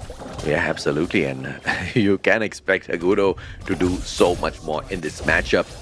But thus far, not a single tower taken down out there just yet, even though AG has been so persistent down here on that bottom lane. But Care has just provided just enough support to make sure AG Global does not steamroll them just yet. And that Tyrant will not be opened up easily by AG at all. But they're getting there, unfortunately. Yeah, they're definitely having different plans altogether for the side of AG Global. Set Sail was being utilized in order for them to secure a tower over a top side, while Kongling will be able to at least get himself a 3v. What Yulong, he also has a plan to also go tit for tat, already working on that Overlord. There will be no response whatsoever coming from the side of O2 as they are busy keeping their mid lane intact as well, because you saw what Yulong could do. You definitely don't want to allow them that space. Yeah, I was surprised with AG Global after really forcing their way down at that bottom tower. They just gave up the Tyrant way too easily, and obviously tit for tat was definitely called there as they went in for the Overlord. And now they get a little bit of extra pressure on these towers, so AG Global, I think they'll finally get that lower one. Yeah, and it's not going to take too much of that effort, right? You just need the Vanguard to just walk right through and say, hey, why go for one when you can go for two? Yulong is here again. And now, I think eventually O2 needs to make a call. Are they going to get into this skirmish? Well, they decide to push on in, and AG Global is no newbie to this, and Dowhen just threatening up front. That Dragon won't be able to catch anyone just yet. Safe plays from O2. They now put AG Global on the back foot. Invasion coming on through as well. There's no Azure Golem for them to sneak away. But take a look at the top wave, though. It's just free space for the taking for this soon. Dowhen now has a lot of time for himself. So the rest of O2 is now being pulled all the way back. So I don't like this kind of rotation. O2, they were trying to be a little bit aggressive on those invades, and that's kind of costing them maybe a little bit. 1,000 over gold being built up ahead by AG Global at this moment, and they are looking for a big shot, and that's Mount Willpower onto Saber, not the target that they were fully willing to commit to. And of course O2 dropping back down. Crimson Golem, easy pickup for them because nobody else from the side of AG Global is going to be asking any of these big questions just yet. Kong Ling, did he just do that? Okay, all right. Okay, I thought that was the steal, but Kong Ling is just gonna pretty much waltz out of there. Fight, dropping by to see him halfway through as well. But obviously, Care is looking for the jump on them. O2 still trying to catch out AG and wait for these moments where they're unguarded, but we don't seem to be finding those moments at all. Yeah, and X1, he's trying to have a little bit more safe space to actually farm up. They do know that he's somewhere around here to catch the wave, so JD is kind of prepped up for that. So right at this moment, if you look at both marksmen, they kind of have another advantage for the side of JD to still have a couple of hundreds ahead. Not too difficult for the Shoyu to be able to catch up. He's already got the blade up, so he's already looking for even more of all these hard-hitting items. So we're looking at potentially some of all these core builds to be coming up with the Shadow Reaper and perhaps the Doomsday and Daybreaker to come up ahead eventually. So we'll have to allow them a little bit more time to cook, because both sides, if we look at the draft, it's kind of similar on how they really want to play, and there's just a lot of sustain in the front, which is why they're not really expecting those high volume of kills to be funneled on either side unless something really goes wrong in the fight. The outer tower, both on the top and bottom lanes for both teams, have been taken out of the equation already. Kong Ling is teasing the players of AG Global, understanding this Ogryn can absorb way more damage than the rest of the players out there on the side of O2. But of course, he cannot overstay his welcome here. AG circling around, and now in a couple of seconds, both the Tyrant and the Overlord to appear once again. What I really do love about this matchup is that, they're looking for that jump, and it's going to be AG falling for a retreat. Yeah, beautifully done here, and they immobilize White, and Yulong, that Agudo strikes once again, and the Ogryn down and out for the count as well. AG, they were waiting for this moment, this timing, and they played that so beautifully well. Free Tyrant for the taking as well, and AG Global might just be able to rip away a double objective. Overlord open for the taking. Dowhen making sure O2 doesn't get too cheeky. AG Global read them like a book. This was not the first time O2 tries to put the same maneuver. They're looking for a 5. Dowhen initiates. Yep, Dowhen initiates and will waltz right out of that one. And that was just mainly a warning bell for the side of O2 to step on away. They choose not to though. K1 aggressive by a sliver of health. Saber on the catch. And Kong Ling will be able to rip away some blood here in the name of revenge. Both Fi and Saber knocked out of the equation as O2 Esports find some control here on the Gorge finally. Wow, the similar response, just like what AG Global did to them. They are just responding in kind once again. Now, back to our neutral standpoint, where they managed to at least stop the bleeding for a little bit more. But look at JD, he's being very enthusiastic against K1. Oh, and K1 will be snuffed out so beautifully. And this is the power of the channel. And the ambush was executed to perfection, and back and forth we go, but this time it's O2 with the one man down. We've got 1 more second on the Tyrant, 2 on the Overlord, 2 big objectives on the board, the enhanced versions, and obviously AG Global wants a piece of that. Yeah, that was just a show of confidence coming in from JD. I mean, he's already got 2 items spiked up with the Eternity Blade, and he just with the Shadow Reaper, he's just got just about enough output to deal with the Byron, because that Byron didn't really have the flash available as well. So that was a massive call. AG Global took that chance and also walked with that Tyrant. Now they are just making sure that O2 does not really get more of that space to work with, so they are threatening them with the ability of the Shadow Tyrant up available. Kong Ling now just flushing some position away from the side of Yulong. So right now, there's going to be a little bit of a long tangle between, so somebody has got to find a way to catch out JD in those big fights. Yep, absolutely. But JD is just prowling around saying somebody got to get hurt real bad.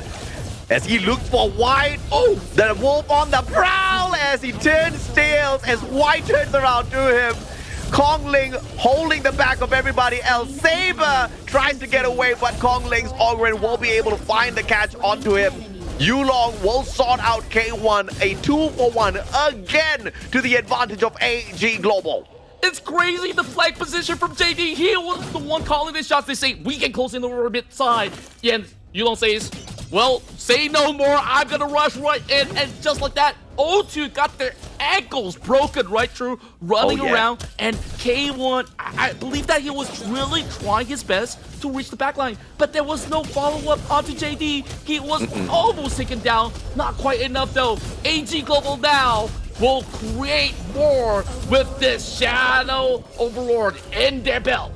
Oh man, the Shadow Overlord down. Shadow Vanguard's out. This is gonna be a tad bit more difficult for AG Global now to deal with.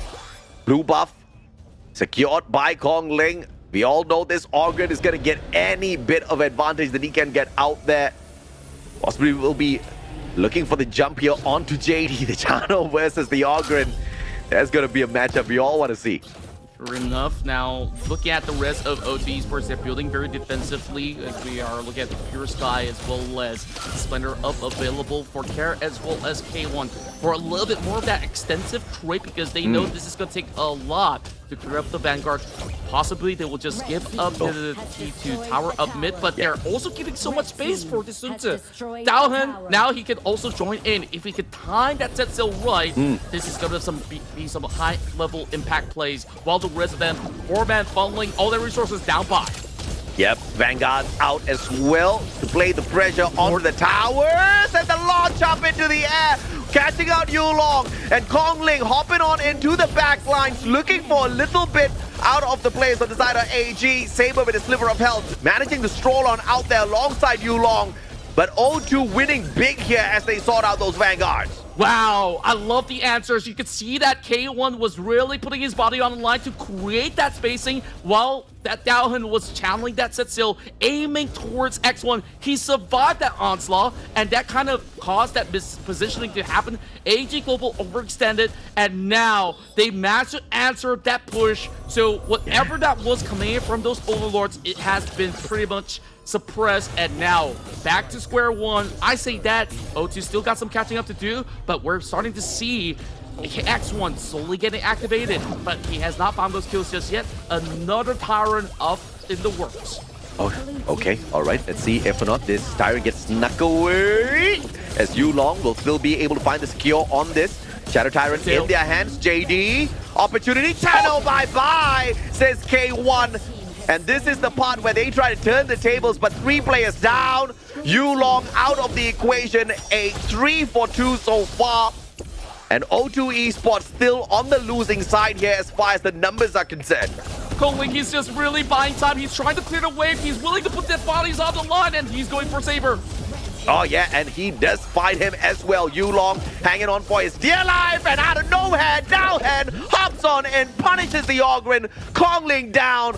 Almost an ace. White will waltz on out of there, but the damage has been done already. O2 Esports wide open, and they won't snatch away White, acing out the squad for just a second before K1 jumps back in. It's Yulong again, and it's everywhere you go. This is just that Agudo being present at every corner of the map. And of course, we reward you guys out there quickly clean the skins because we got a whole lot more work to be done here. This game is far from over, but I gotta commend Kongling. He was willing to risk it for the biscuit, right? He was baiting them, hoping that they will chase upon, clears the waves at the same time, also walked away with a kill, despite White kind of go toe-to-toe with Saber, which kind of caused Saber to be mispositioned.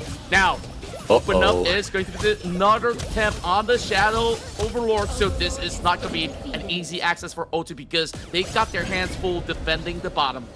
Yeah, dude, I mean, game after game, the objectives are just getting bigger. A double Shadow Overlord take for AG Global this time around, if they even needed it in the first place, right? 6 towers down, they won each and every single one of these. Now the push up this top lane, Yulong, Saber, JD looking for K1, and the high ground tower will be defended by 4 players on the side of O2, waiting for a big drop here.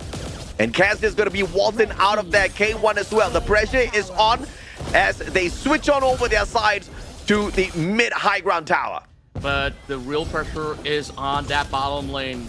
Here comes the big one as the Vanguard is slowly moving forward. Are they prepared for this one? This is where AG, are they going to call the shots? They're slowly chunking it down, and this is where K1 kind of goes in for Daohen. Yep, goes in for the backline dive. Daohen, an opportunity, and he will take on 2 players at the same time, but unfortunately for him, X1 was there for the final hit. Yulong won't find Kongling. Ogryn out of the equation. That's not a bad trade. That's a big one as JD gets the high ground tower, hits down onto K1, aces out the squad. AG Global will fly to Saudi Arabia to participate in KWC.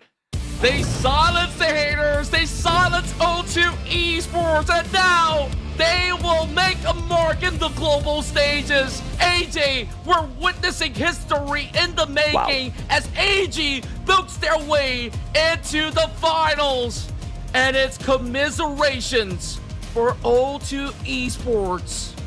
What took them so long? It was Yulong. They were waiting for this man to wake up in the competition.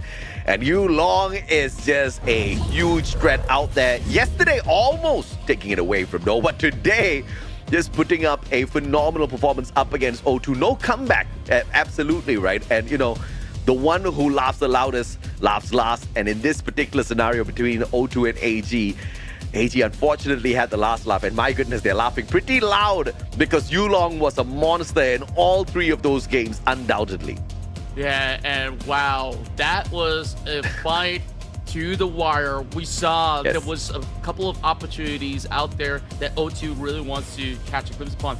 And the moment that they jump on Daohun, he was waiting for the right timing. How many more can he actually bait out of their high ground in that sense? And once they stepped out, bam!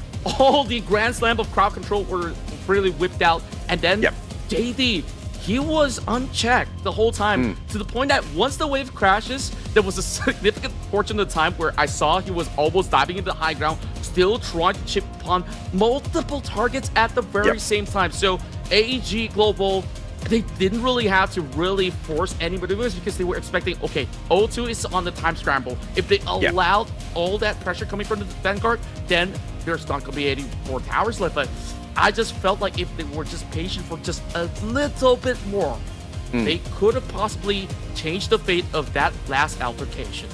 Yeah, unfortunate, right? Because what the team of O2 had to go up against was AG Global at their very best. And this time around, it wasn't just that, you know, a Gudo in performance. You also had the Chano in the hands of JD, which was just used to perfection, right? We saw Princess Frost, we saw the team fight overall on the side of AG, keeping the team on their feet and taking this battle up against O2. It was just executed way too phenomenally. And unfortunately, Kongling could not run away. That Ogren was disabled very, very quickly. But of course, we're going to be throwing it back to Choo Choo on the stage. Let's hear what she says from the interview. Thank you so much, Cassis. Just now, what an intense battle between AG and also O2 Esports. But before we get into the winners interview, we want to give a round of applause to O2 Esports. Showcase such tenacity, never back down, and such an inspiring fighter's spirit they have in them. Thank you so much, O2 Esports, for being part of MKL Spring Season 2025. It's never the end for them, it's just the start. Thank you so much to be part of us. Now we're gonna switch over to the winners interview. This time we have a different face. It's always Saber, but this time we have none other than JD, marksman of AG Global. JD, how are you feeling? Feeling happy. Happy. Okay. Come here a bit closer to me. Yeah, there you go. Okay, JD, I know you're a bit nervous for interview. It's okay. Okay, I get it. It's okay, I'm with you, okay? Now, we do know you finally secured into the KWC.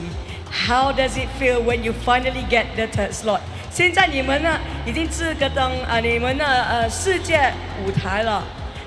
现在的感情有什么感情？没什么感觉吧，我去年有去过。I don't feel anything. Already been there last year, so we're gonna get to see whether they can actually do well this year. Okay. Okay. Before this match, it was very, very high pressure for you because you need to win this. So, what's the best advice your coach gave you before the start of this match? 这个比赛之前，因为这个比赛还有这个游戏对你来说是很重要的，所以压力很大。所以你们的教练员最佳的建议跟劝告对你们来说，还没有比赛开始之前是讲什么了？他说放开打就行了，他相信我们。He said, the coach believe in them so much. You just do your best, be your best, and do whatever you can. That's just a good coach advice. Now, last but not least, for your fans out here, be supporting you guys so much. Do you have anything to say to your fans? 谢谢支持。Thank you for your support. Short, sweet, and simple. Now I'm toss it back to the casters to break down the game and analyze it. Back to you, casters.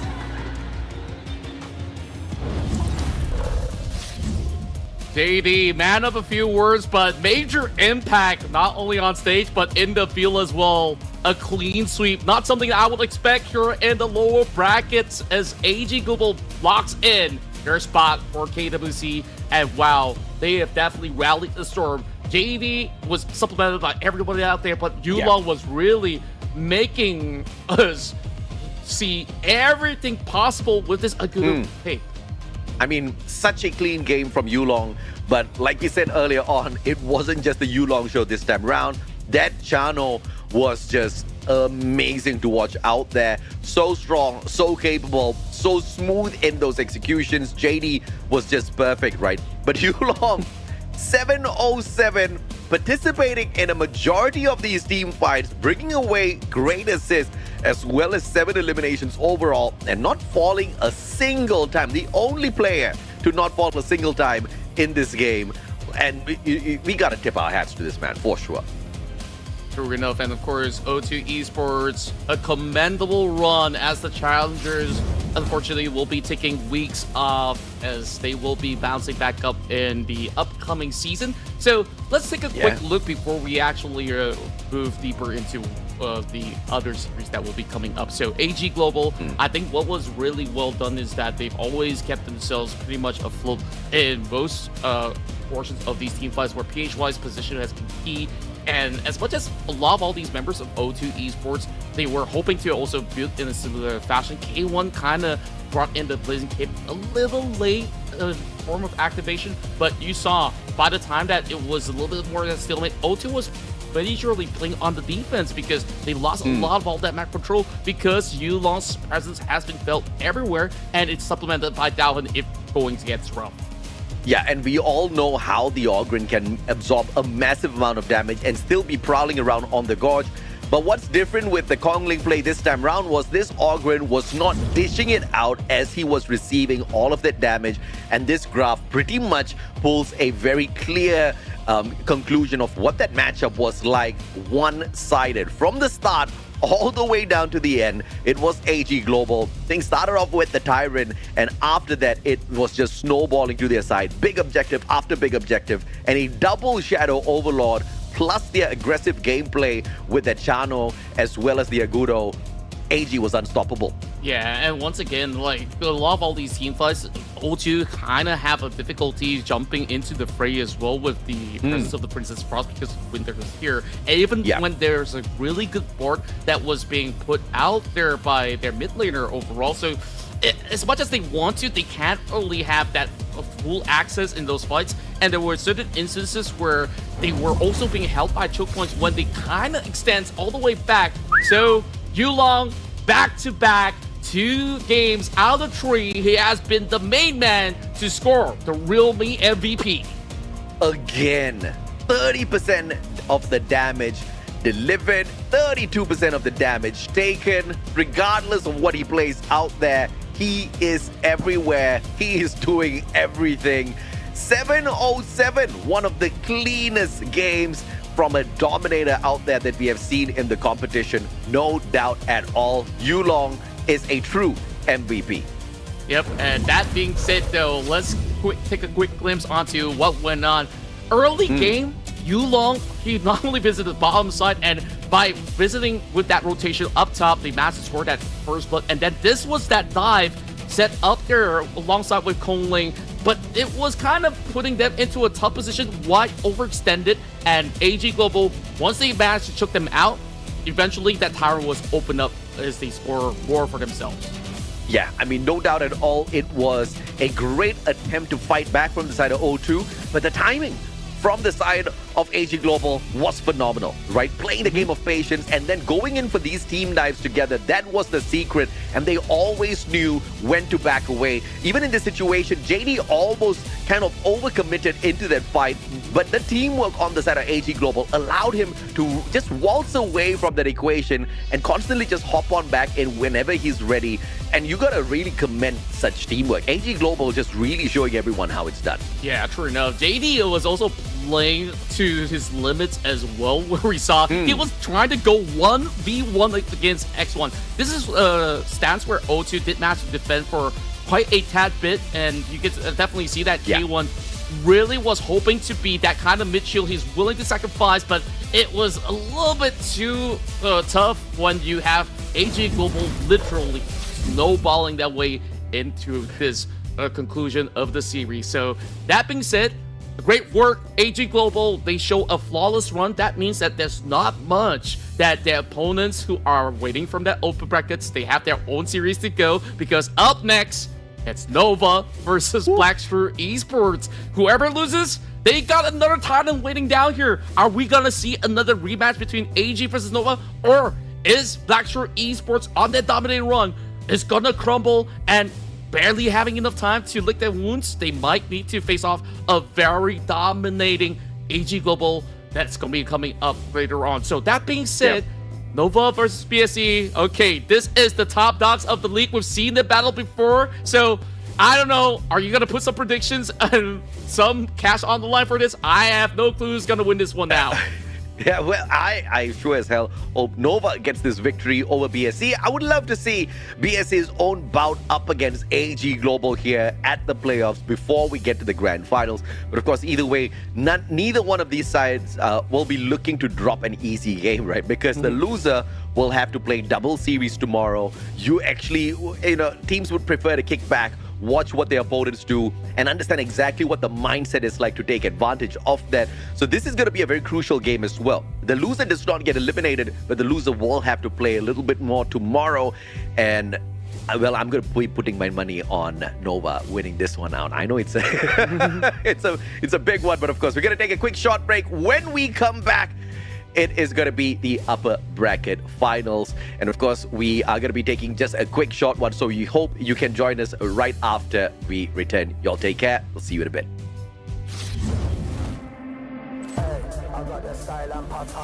Welcome ladies and gentlemen, selamat datang adik-abang to Sunway Pyramid, Kuala Lumpur, Malaysia. That's going to be our live venue here today.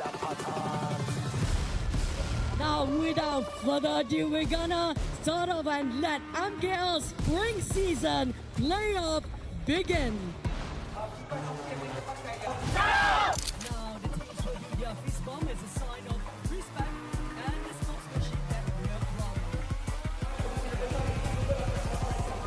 ETE Gaming for such huge game between these two gigantic teams with the fist bump.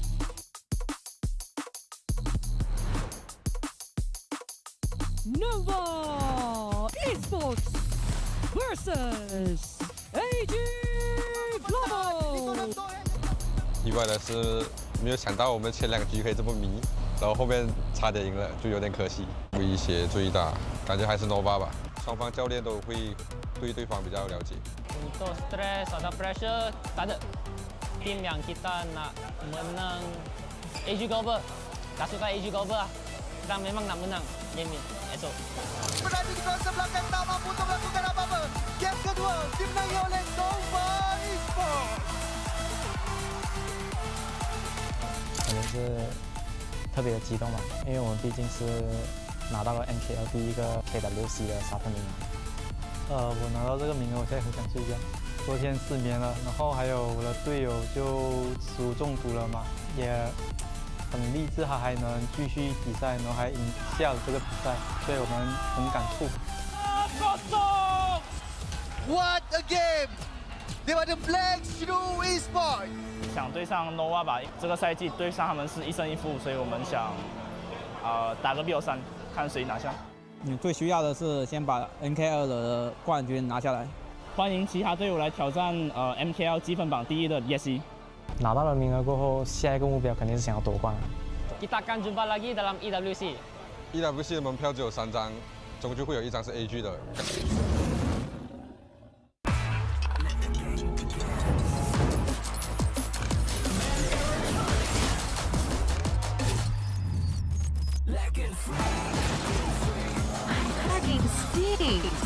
Victory! Yeah! Another round. Sure, but how about a smoother flow next time? Realme 14. Performance beyond limits.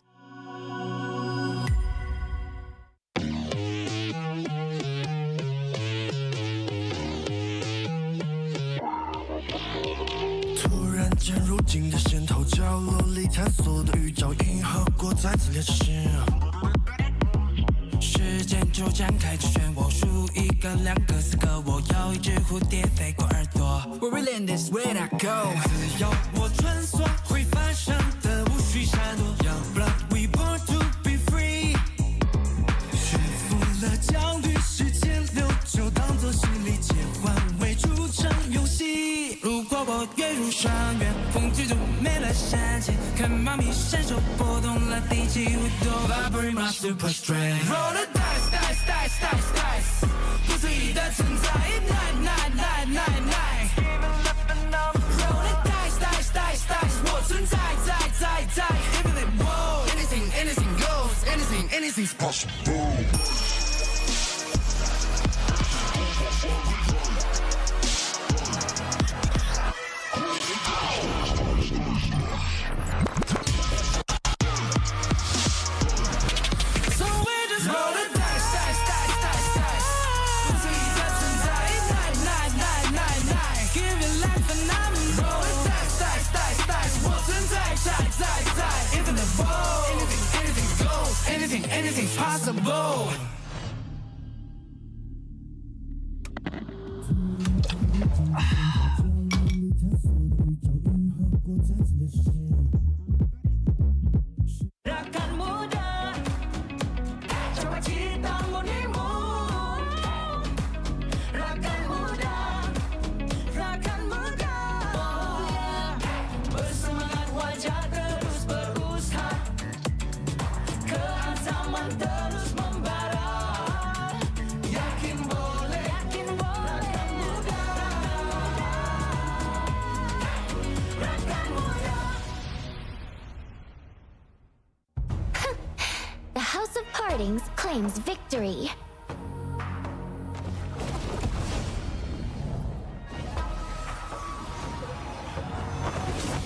A single flute casting shadows and spirits, descending upon the martial world.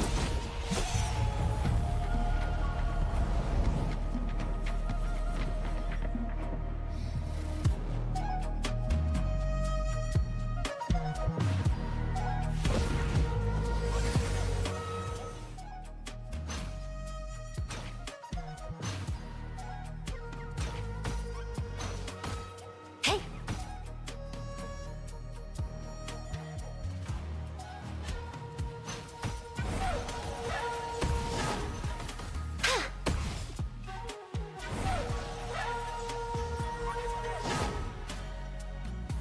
A blur of truth and fantasy.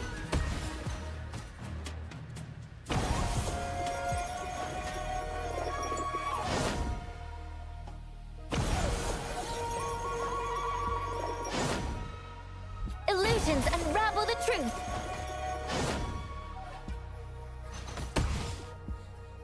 Memories fade like smoke.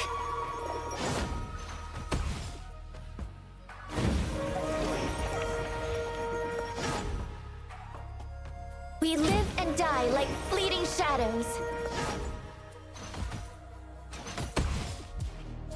If love's promises still endure, why does the world offer only sorrow and parting? My flute's name is Tears of Parting, and its every note tells of sorrow.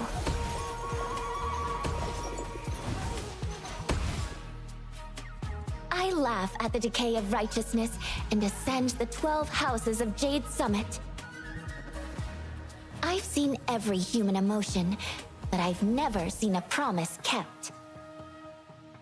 Parting tunes sound till dawn, making the night even colder.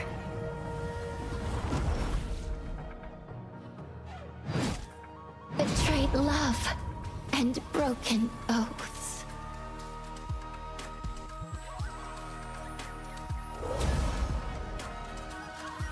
What defines the martial world? Companionship without betrayal, and yearning without farewells. The unfaithful must be executed. The House of Partings claims this land.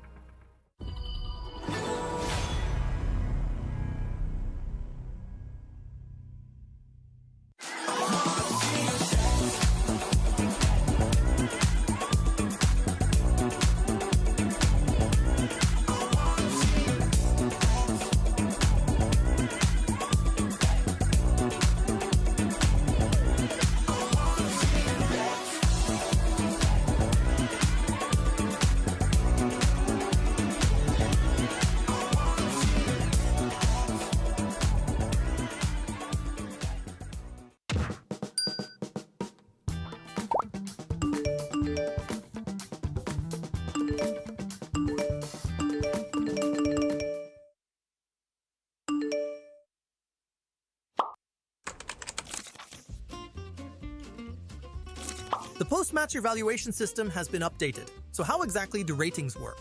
In short, your rating depends on how well you fulfill your hero's core responsibilities in your assigned lane. Every lane and every hero is unique and important. When you play different heroes in different lanes, your responsibilities change as well as the rating criteria. To keep ratings fair, the system analyzes dozens of factors based on your lane. Each lane has different responsibilities, which means their evaluation criteria vary massively. Even within the same lane, the rating criteria adjusts based on each hero's specialty. For example, in the Clash lane, Miyue prioritizes split push metrics like deaths, damage to towers, and gold to damage efficiency. Meanwhile, Lianpo focuses on teamfight metrics like damage taken per death, teamfight participation, and assists. Junglers and marksmen are more likely to get MVP. But what about other classes? All classes are important and irreplaceable. This system is designed to be fair to all lanes and all heroes. For example, as a roamer, the system compares your performance to the hero's global average across all matches. How is split pushing evaluated? Does it score lower than keen fighting? For split push heroes, the system calculates total structure damage. Being a solo destroyer, destroying towers alone triggers a highlight, granting bonus points. And destroying the enemy crystal alone gives massive bonus points. But remember, only use heroes good at split pushing for this. Play to their strengths. Every hero's contributions affect their rating. Split pushing won't always give you a lower score than team fighting. If you focus on your hero's main responsibilities, you can still earn a high rating. If a hero can play both support and mid, does the rating change with the lane? Generally, yes. The same hero has different rating criteria in different lanes. However, if you ruin teammates' experiences by using extremely off-meta lanes, your reputation points may be deducted.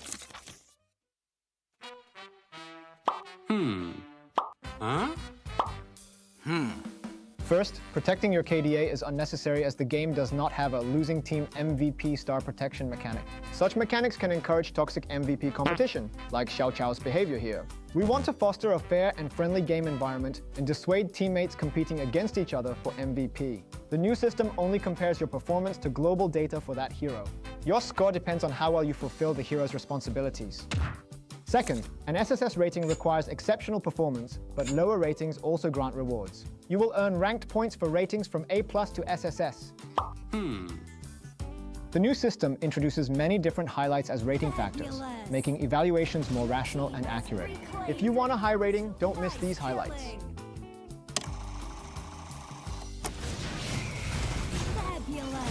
Want to know more about highlights? Stay tuned for future community updates.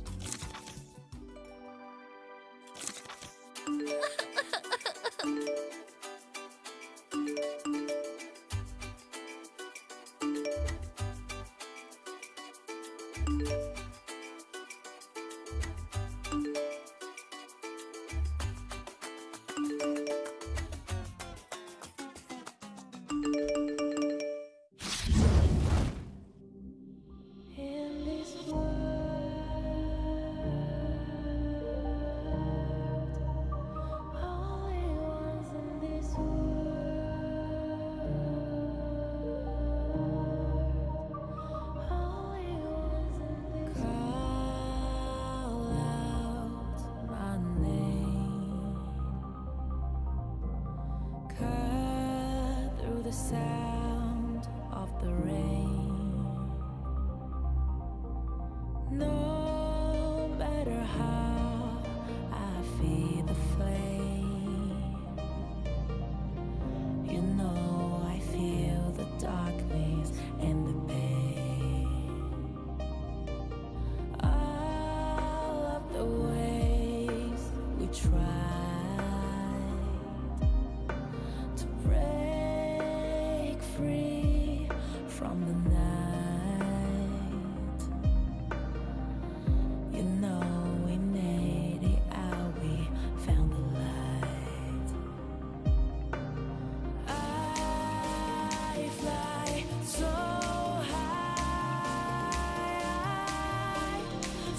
high, light up the skyline. Let's do it this time, like it's a whole new vibrant world.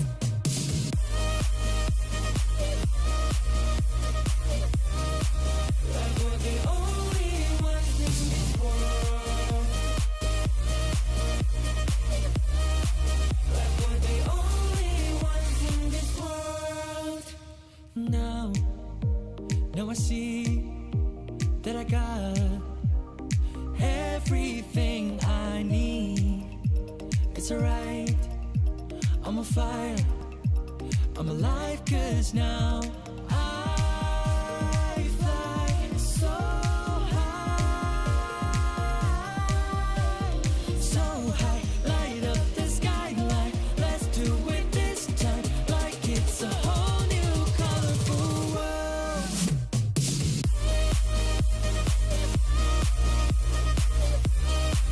Like we're the only ones in this world. Like we're the only ones in this world. Never thought we'd get this far, burning like the stars. How we get this far, like we're the only ones in this world.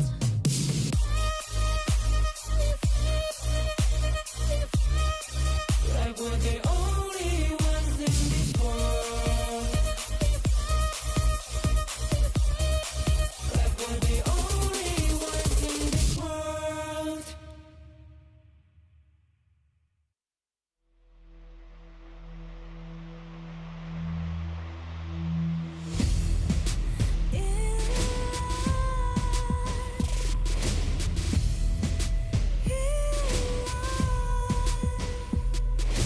What's a life without its worth? Compromising with what hurts inside. When you let fear decide your fate, you don't choose which path to take in life. I'm finally letting go of everything that still holds me. I'm against all odds, but I won't give up, 'cause it's my time to shine. Standing in the spotlight, can no one let me down. Destiny is calling high. I'm not afraid to fight for everything I love. Victory's on my side.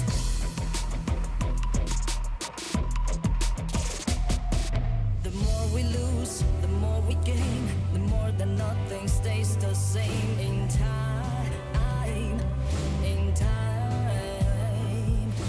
Can't love ever, can't forget. What you see is what you get sometimes.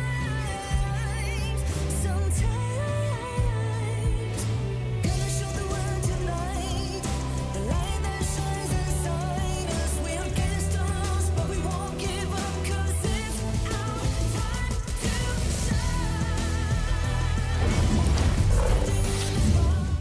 Thank you for joining us here in the MKL Spring Season 2025 playoffs. You're with the boys here, Contra, as well as Mustachio AJ. Man, we're feeling the vibes. This playoffs have been intense, and it gets hotter because right now we'll move forward to the upper bracket finals between Black Shrew Esports to take on Nova Esports.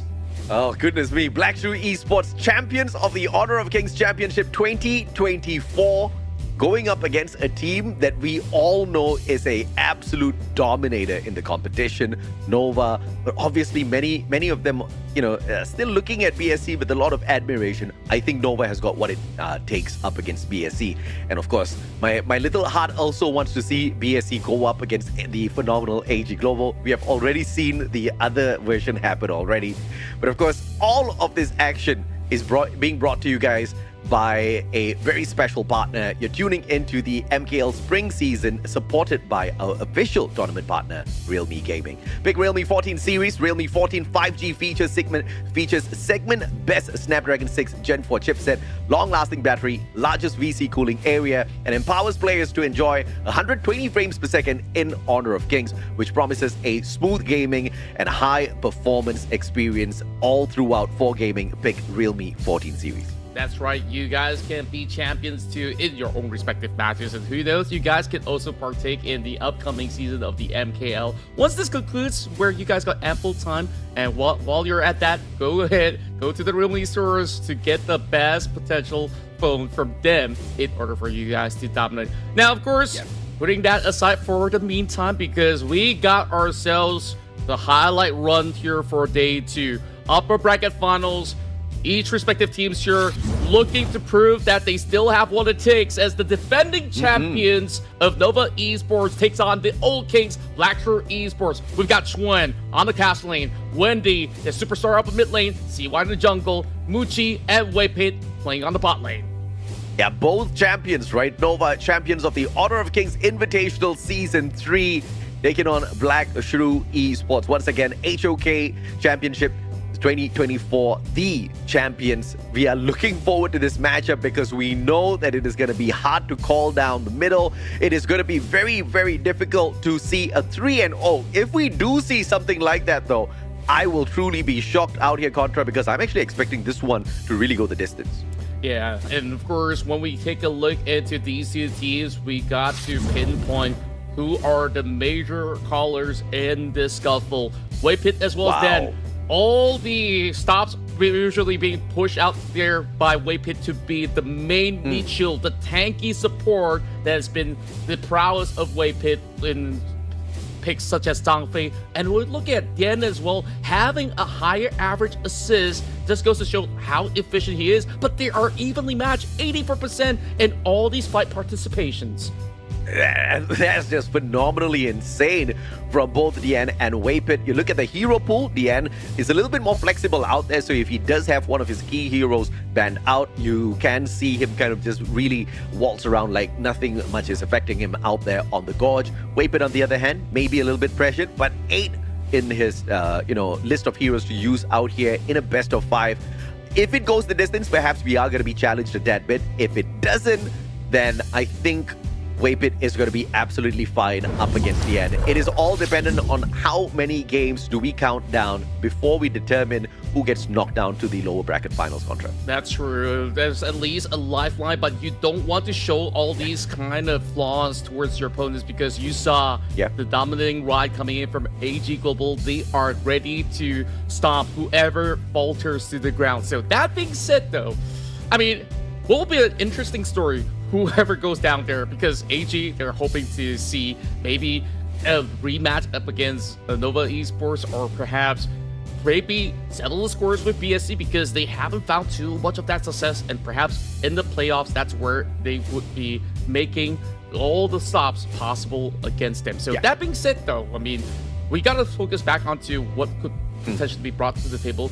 We last saw the two supports pit against each other. Waypit, he likes to play a little bit more aggressively, like going onto those engagers like I said before, but oftentimes when he's needed to maybe play a little bit more utility, we've definitely seen him change up a little bit more that tempo. So I want to see if that flexibility is going to be kind of costing him for a little bit, because up against Dan, you say he could play almost anything out there, so we'll definitely have to see what the impact is between both Dan as well as Waypit. So let's get on to our ride as we will see the teams walk the stage. Nova Esports. They have Shun, CY, Wendy, Muchi, and Waypit.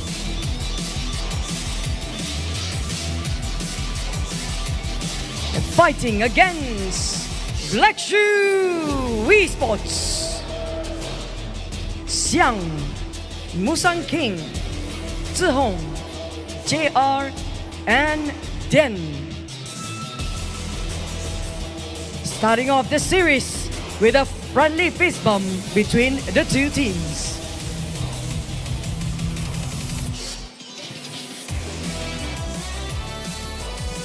I know I predicted BSC to lose this, but I am forever going to be a fanboy of Mr. Musang King. Well, I definitely am a fan of both teams, so it's really hard to take a pick. But then again, you take a look at BSC's run. They were looking flawless, so no team could easily read the room just yet. And you talked about their flexibility at the very same time. We've seen so many different iterations, especially up the mid lane is where all the war is going to be taking place between the two teams out there. So Wendy so far has definitely shown that he is one of the very best out there on the Maestro and even the most aggressive Yuan, which actually builds more towards damage output instead. So I really want to see what is the outcome in this best of 5, where both coaches have already taken to the stage and already discussing what is the game plan to strike first in this BO5.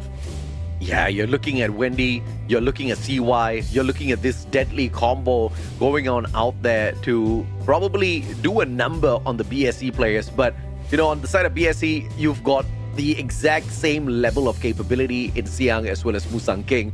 It's going to be very hard to call exactly who's going to be able to walk out of this one, the victors. He's going to come down to the bans and picks shortly as well. The ban phase, thankfully, is a global ban pick, so you're not going to see the same exact character being brought out time and time again, which kind of makes the process a little bit easy here for the teams as they thin down the best picks from each side. Yeah, I just love the fact that they are still feeling pretty great about themselves being on stage where there's not too much nervousness. I mean, this ain't the first time that they're on those playoffs for sure, because there's so many iterations that they've met in the past, whether on different venues, whether it's overseas. It really feels like it is fated for this fight to take place between both squads possible. So that being said, though, of course, Musang King's pool is very similar towards Wendy at the very same time. So I guess like the mid lane picks will be pretty much based on the team's verdict in essence on how would they be executing certain objectives or any form of execution that is going to require a little bit more of that major assistance. So there's definitely plenty of all these big picks to look out for, especially in the jungle as well, where the conversation is here where who exactly is the best jungler in the MKL. We've seen Kong Ling, who have just gotten lit. He was definitely showing promising sign, but they could not take out AG Global. And now, looking at the two of the very best teams in the league to take upon each other. So this is where all stakes on the line to see if they get one step closer to the trophy. Yep, and very early on, Nova Esports says no to the pay. You're not going to be prowling around out there dangerously. So mobility cut down early on. Nova doesn't want to deal with that burst damage, and we see exactly why. True enough, and we've seen time and time again, Musang King has got like above 80% win rate on the pay. So I think it is just a little bit of a respect band coming in. And also for a little bit more of that assurance, we've seen some exemplary plays coming from Sen. He definitely does love the Dharma as much as Nova. I've seen a lot of that with Schwan actually piling on that hero as well. Also keep in mind, I mean, there's also going to be maybe slightly off the S tier list kind of picks, like maybe a Guan Yu that can still also wiggle right in. But they are negating a little bit more pressure coming in from the support role as well as the jungle. No Luna or even Dolia to be seen in the first game. Yeah, absolutely. Just taking out the Dolia and Luna from the equation here. Blackstreet Esports very clearly trying to cut out the support capability from the side of Nova Esports, and they bring in the combination of Mai and Zhang Fei. We've seen Zhang Fei in the hands of Blackstreet Esports in the past, and the defense out of this guy, truly phenomenal. Also will be a Grim Reaper out there alongside that Mai. And Nova Esports, instead going in for that early pick to play a little bit of offense of their own as well. Yeah, and look at Nova Esports, because Waypit could not secure himself to Zhang Fei, so he kind of had to consider maybe he could still have this Yu Huan as a flex pick. This is definitely going to be the game plan for Nova Esports, where you want to get this early scaling. And on top of that, Mayin to be brought out to Blackstreet Esports. If they did not pick their Clash lane right now, they run the risk of having a lot of the pull on the Clash lane to be depleted in that sense. So Zihong, who's he gonna pick for this time around? And it seems like they say, okay, we want to ensure that we have a good steady pacing for us to scale and match up against this early. So at least in the early game, they will be able to have certain greater leeways, because against the Zhang Fei as an early, I mean, you can basically do some chip damage, but you cannot overextend to even look for those big pickoffs against the channel. Yeah, absolutely, man. And of course, that Mayin is going to be looking for some of these team fights duo. Just hop on in there. We've seen her get serious in the past, and obviously she'll be getting serious in here as well. But when I continue to look at the lineup here of Black Shrew Esports, we once again see that Chano jumping out here as well. We just had a phenomenal Chano play in the previous series, and it looks like we're starting out by rolling out the big guns here very early on from Black Shrew Esports. Yeah, I really love the bans. I mean, we want to make sure that there's no big disruption in the form of crowd control, so no easing. And at the same time, Nova Esports says, I know you want to have a safety net in order for this channel to have major impact in the late game, so they will limit the threat of having the Lubang to form another giant shield. So that Battle Command, if it was let through, could have actually been a little bit pesky to deal with. And same goes to the Musashi as well. Understanding the fact that Musang King kind of loves some of all these high tempo junglers, so you will have to default into something different now without the pay, without the Musashi. Maybe Ukyo Tachibana is still in the works, or maybe better yet, there is still going to be a couple of all these other options left on the table if he wants to go for a Dun that is kind of good in both the offense as well as being another tanky frontliner for the side of BSC. Yeah, no doubt at all, man. And of course, we do see the removal of the Musashi. Nova Esports doesn't want to give them that very heavy, aggressive front line. But obviously, Black Shrew Esports is going to have a full tank here of heroes to pick from the very first game. And they bring in the Byron as well. So you see a lot of burst potential, a lot of sustainability in terms of damage as well through the Shadow as well as Zhang Fei. Black Shrew Esports is looking for the team fight, and they don't want to allow those supports to protect the side of Nova Esports. You look at all of their bans, they're just removing them one after the other. So brilliant play. You see that strategy very clearly from BSC. Yeah, I love the game plan. I mean, Byron usually traditionally matches very well against Mayin to be able to soak whatever burst potential she has in the lane. So supplement that with a little bit more help coming in from their own Zhang Fei should be able to actually clear away a little bit more spacing. But Nova Esports, this is a Kongming pick. Plenty of burst, plenty of mobility that we're looking at coming in from Nova Esports, and of course having the assurance with the Agudo, that does allow them to play a little bit more proactively, whether it's going to be sieging, whether it's going to be a dive for a pickoff. I think there is plenty of opportunities for Nova Esports. But Black Shrew Esports, one last pick, what's it going to be? Lam! Wow! Explosive! Black Shrew Esports is looking to put on a show here, Contra. You're looking at so much of burst capability. You're looking at so many of these heroes who are able to take these 1v1s and really stand their ground as well. So Black Shrew Esports, I'm pretty sure, is looking to have a very, very aggressive fight from the very get-go. And then you look at the side of Nova Esports, looking for the more balanced play out there, especially with the Kongming as well. You're looking at those bombs, getting those lethal damage in, but I don't think they're going to go as aggressive as the side of BSC. It's probably going to be the first blood play out there as well to see who takes control of the matchup early on. Yeah, BSC, they really want to ensure that they go steamrolling on the faces of Nova Esports. So that being said, Lam needs to find that impact in that early game, or else late game it definitely will be a struggle where I do see a potential where Black Shrew Esports can kind of turn things into offensive meat shield for that Chano. So instead of like usually protecting the president, you are actually having a Navy SEAL team in the sense where you're going out scouting around, hunting, and it's time to actually go back to the president. Now I got this info. What are we gonna do with that? So let's move right into the game. Yeah, and Mushi's not going to be able to catch out Dian so early in the game like that. But pressured down at the bottom here. Mushi will need to play very safe steps, as that Arlie is just not ready to go crazy just yet. Waypit dropping by to say hello on the side of Nova down here at the bot lane as well. They'll be able to just very easily push back and forth, but nothing too much to worry about in the early side. True enough, and it's a stock down to start at the very least, and a little bit of that proactiveness coming from Zuhong to be able to at least gain a little bit more intel so they know the movements of this Agudo, so they can keep track of CY on where his next gank's gonna be. Whippet appearing on the side lane, just trying to negate Zuhong from going for those massive visitations over the side, but the Busan Kings being a little bit cheeky here, trying to see if he could maybe find an angle up against Weepian. Yep, but nothing doing. They back away. Nova not looking to give away first blood that easy, but Junior will be challenged though. Muchi going in for the jugular. And Deanne finally dropping by to say hello as well. But of course, they're not going to be able to catch out anyone too soon on the side of Nova, who's playing very careful pokes at Black Shrew Esports.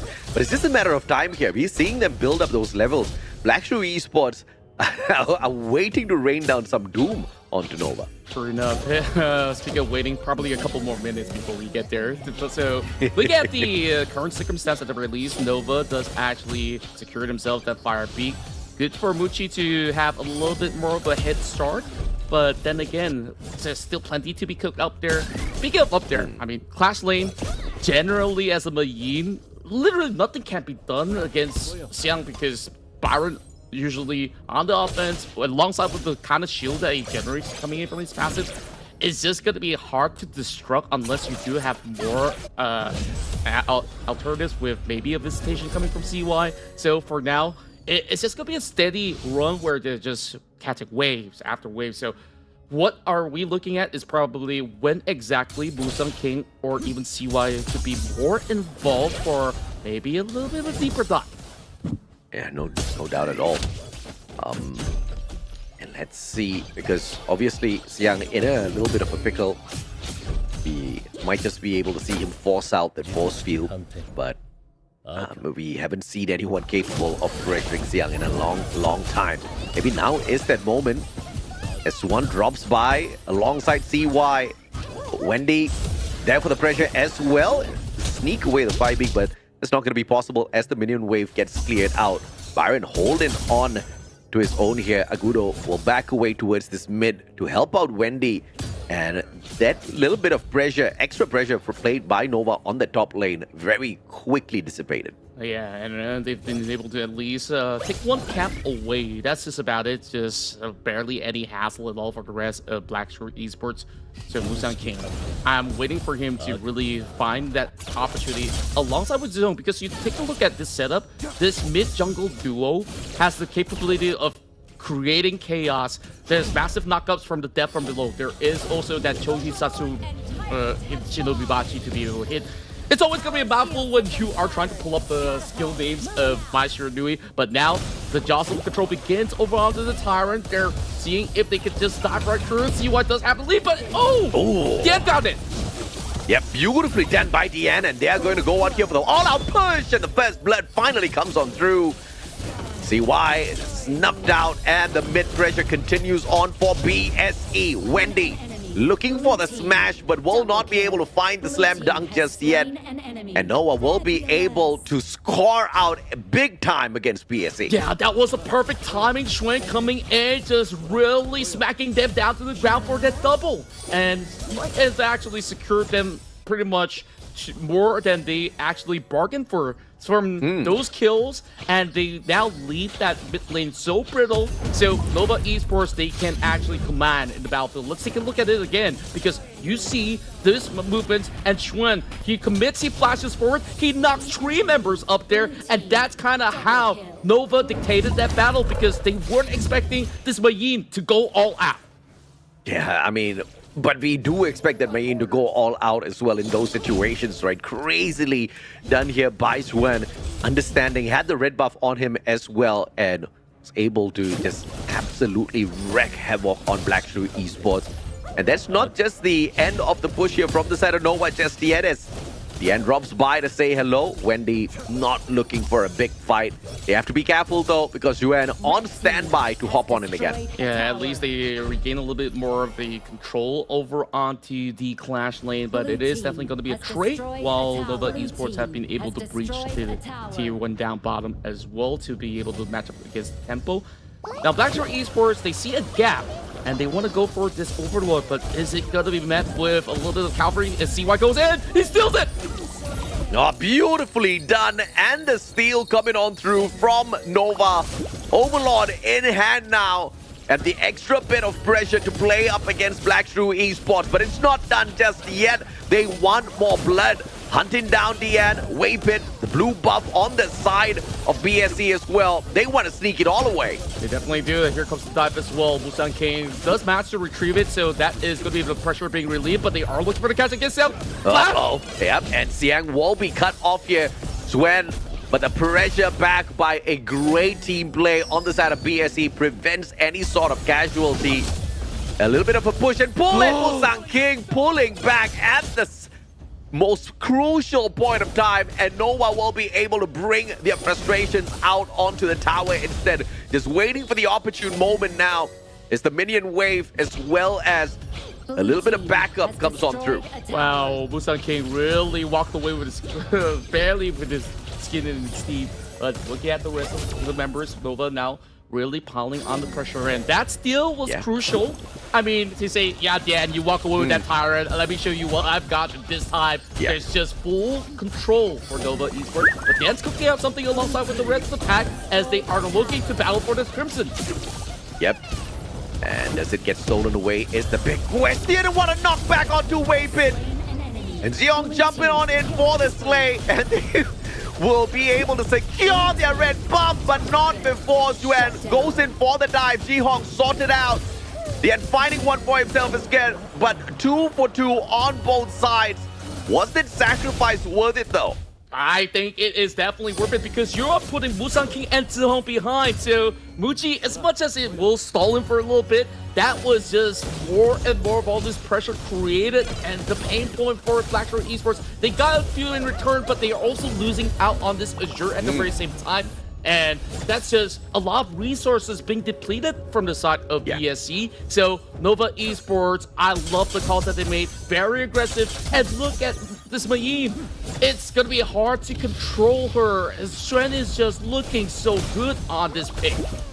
Yeah, and now Nova looking for this Tyrant, and they will secure it uncontested. BSC just a tad bit late to the party.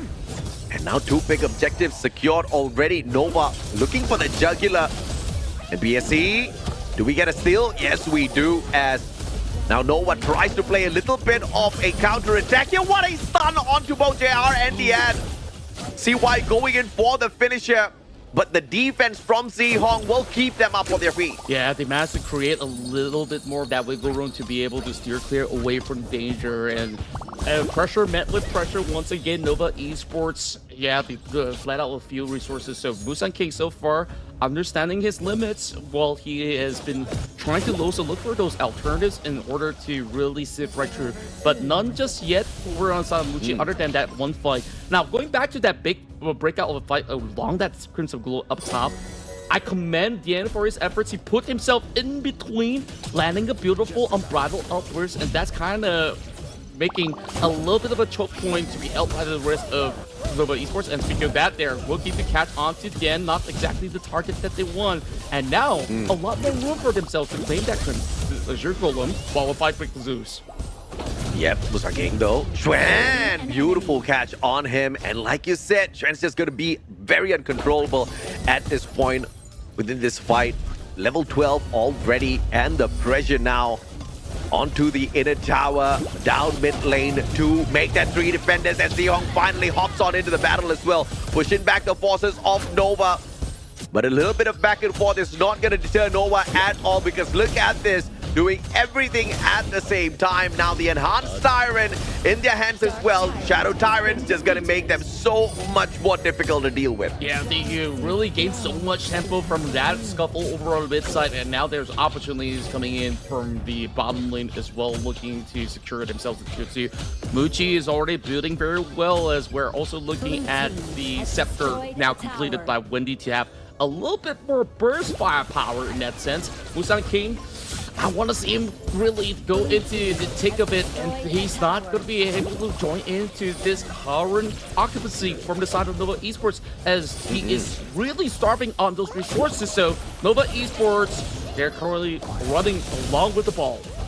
Oh, but then just waiting patiently here. The players on the side of BSC behind the precious defenses of that high ground tower down mid, waiting for an opportunity to catch them out, but Nova splitting up into two forces, attacking two high ground towers at the same time, successfully dropping both now.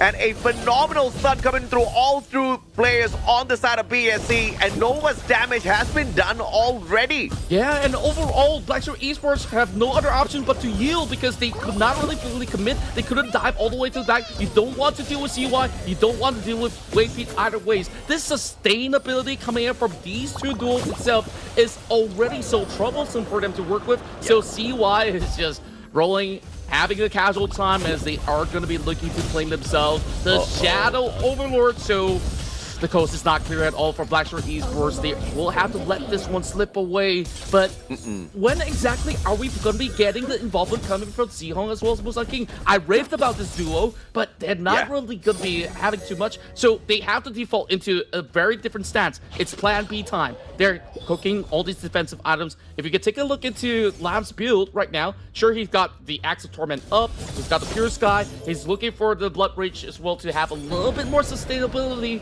but it isn't going to be enough amplified power for them to really wither them down. So it has to be a long drawn out fight so that JR can really get activated. He's already got the Eternity Blade, the Shadow Ripper up, and now it might just be go time. BSE cannot afford to wait for far too long. Yeah, absolutely, man. BSC, but of course, if they go down, they get me what I want, a BSC versus ENG global matchup. And now High Ground Tower in a tad bit of trouble because those Shadow Vanguards up on top, going in for the push, and Muji with a huge catch onto Xiang, dropping him. The rest of the players knocked up into the air, and BSC will not be able to protect Xiong any longer as Yuan strikes once again. A 2-for-2 so far, though, as BSC puts up a phenomenal defense. And Musang King looking for one, but Xuan will sort him out. And now Dian left all alone for a massive defense. Down he goes, and Nova Esports aces out BSC as they take their crystal back to back.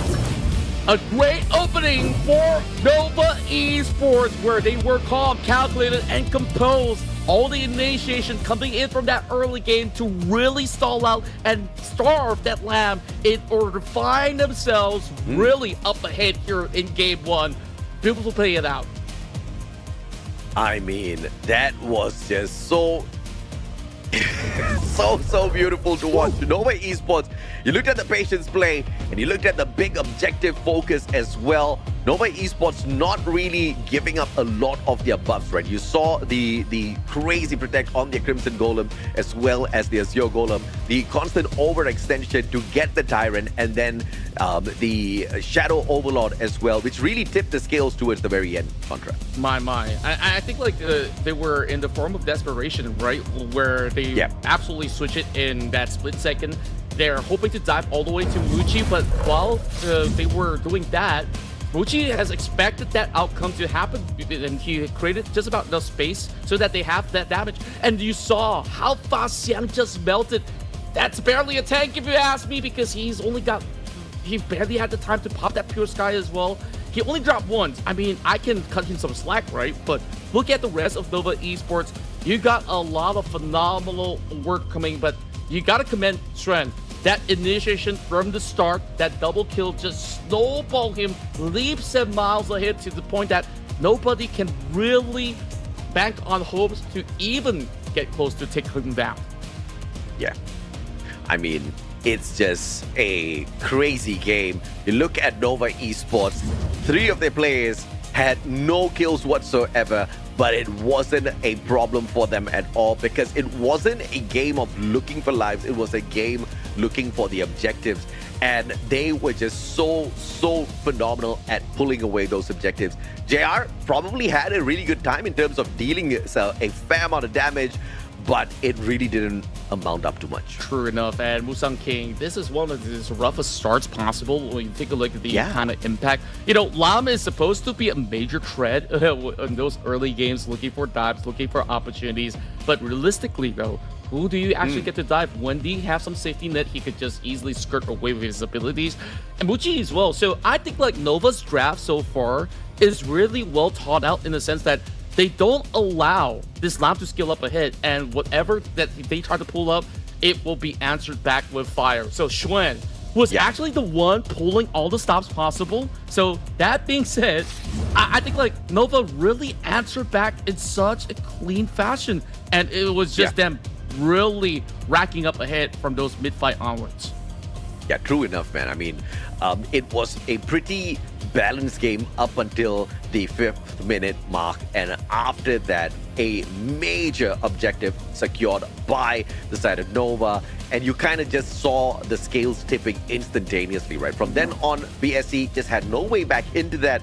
They thought that they were going to be able to secure that by a couple of team fights, but Nova just showing them exactly where the priority should be, on the objectives within the gorge, and that's exactly what they played themselves to victory with. True enough. Well, this was just greatly executed from both ends. I mean, but we of course have seen so much out of Xuan. This has been by far his best performance on the lane. I mean, that rotation up mid really scored some really huge margins for him to really snowball. And after that, he was in 90% of these team fights. So, of course, these stats here on our screens, 8-1-1, is definitely what he churned out over on the course of the field to score himself the Realme MVP.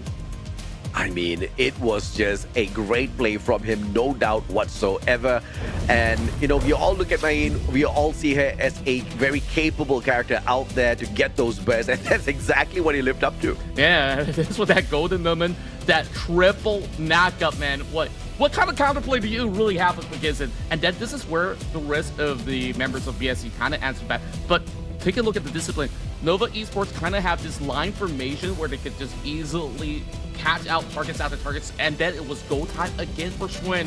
And look at this potential flank. Wow. Xuan even reads the movement of Musang King, and that was kind of what really delivered the goal. Once again, take a look at Xuan.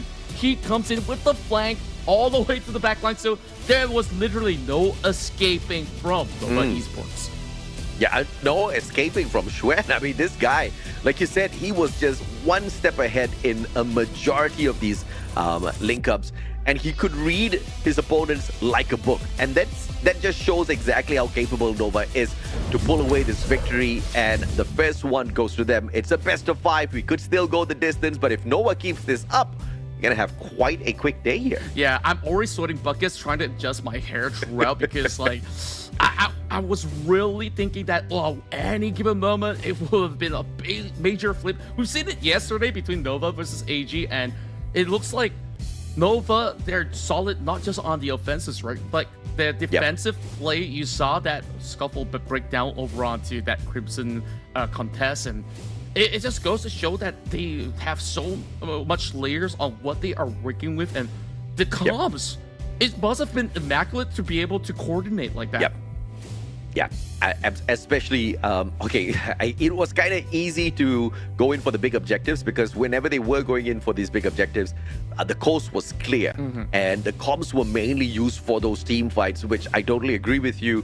They were executed phenomenally. They just kept clearing out the house first to make sure BSC has got zero possibilities to attempt to interfere in their picks here for either the Tyrant or the Overlord or the Shadow Overlord later on in the game, which kind of just piled on the pressure even further. The team fights were very clean from Nova, and then plus the objectives as well. There's just no coming back from the side of BSC. It has to go down to the drafts once again.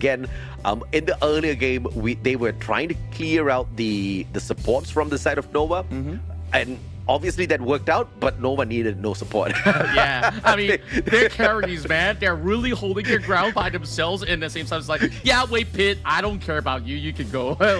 he's like, yeah, yes, boss. Yeah, I'm just gonna take the L here in between. But I mean, because of all these kind of adjustments, right? They are definitely creating leads after leads, and at the very same time, while they're doing it, so much resources starved out of Musang King, and he wasn't able to have that kind of significant impact that I was hoping for. But the other member that I was hoping to be able to maybe relieve him a little bit more of that pressure was Zihong, but he's got troubles of his own as well. He wasn't exactly having a clear passage onto how he's going to be able to navigate, because Waypit's rotation, many times he's actually cutting the access on the bottom lane. So it's like, oh, you want to look for a gank? no way, Jose. Like, you're not going anywhere. You're just gonna sit in this lane. Yeah, we're gonna try to starve you out at the same time. So I feel like it's a double whammy. So yeah, in that sense, game 2, BSC, they gotta change their approach. They can't exactly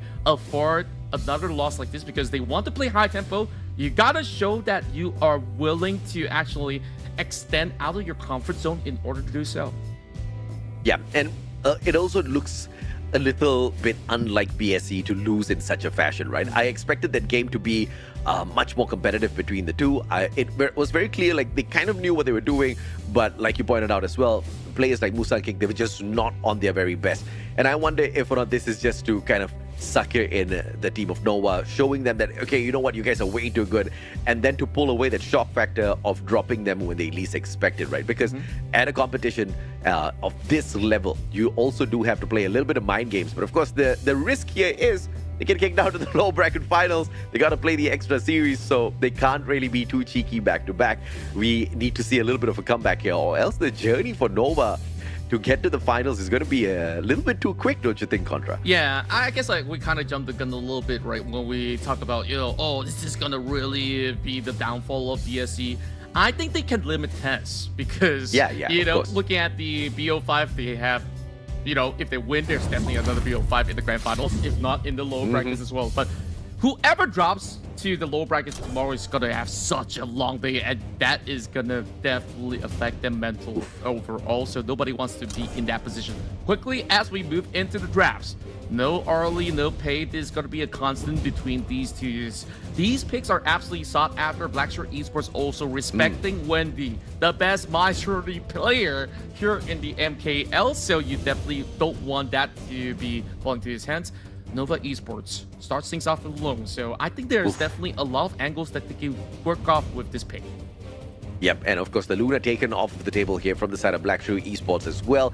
Just mainly going out here to remove those heavy hitters from the equation out of the hands of Blackshore Esports. Now they are playing, you know, bands that I'm a little bit more fancy of, right? So Menki and Dharma being brought in here early. So Blackshore Esports this time looking to control Nova in these team fights instead of just kind of blasting them through with firepower. Yeah, I mean, they could also try to play aggressively with this stance as well. We've seen what Musang could actually do with those dream runes whenever he sees certain angles. So that to be paired with a Dharma could be a lethal kind of team fight setup for the rest of Blackshore Esports. While Nova Esports, they're going to be sticking into this core comp. I call this the blue sky comp. Sometimes you can switch out the dude for something else in the jungle, and you have a potential lane on a clash lane so that every lane's gonna be safe. I mean, Lone can always fly off with his infinite vastness, and you can also join in the fights with that.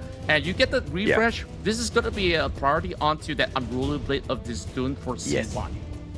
Yeah, man, absolutely, man. That Unruly Blade is going to come in very, very handy to jump in some of these team fights that you know for a fact Blackshore Esports is going to be looking for. The Lady Sun now being brought in here by Blackshore Esports. We're talking about big team fights, and this is that character that's going to be dealing all of that damage and pulling away lives off of Nova Esports. You gotta like that pick. Yeah, and I talked about this sky blue pick, right? Like, you want to run the lane? No, that is being denied by Blackshore Esports. And maybe there is a little reprieve for a Yixing to come true for Nova to have safety net up the mid lane.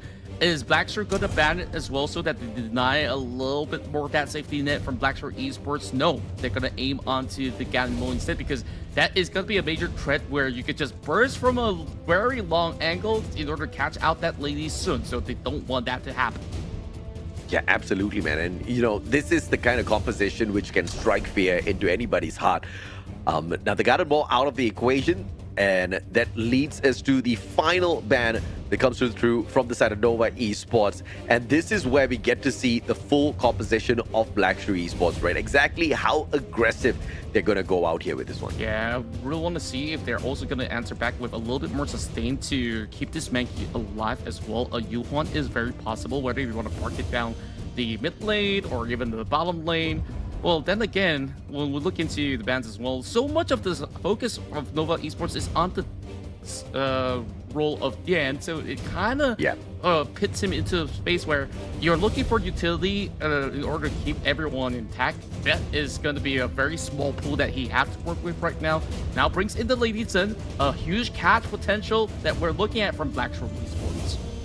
Yeah, no doubt at all. So, and I think you hit the nail on the head once again. Kind of Blackshore Esports looking for the support, but without the DA, Nova Esports knows that they are still going to be challenged to kind of keep some of the characters up alive on the board, right? So Nova Esports hitting really hard here with the bans, but now they get a double pick to deal with the Lady Zhen. And you are right, that destructive deluge that we have seen kind of work out so well for teams in the past.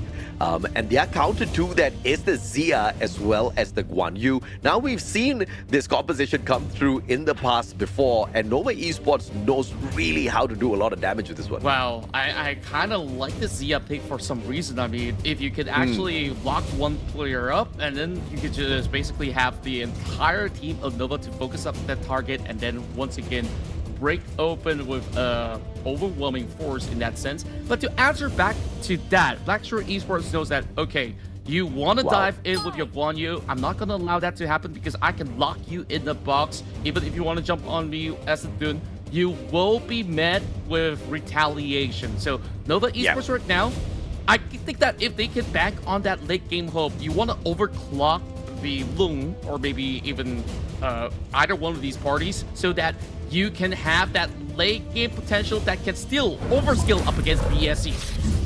Yeah, absolutely, man. And of course, if at all you come in there for those dives, as we do expect you to, you know for a fact that Mozi is going to have that Lady soon jumping on into whoever who is trapped in that little box.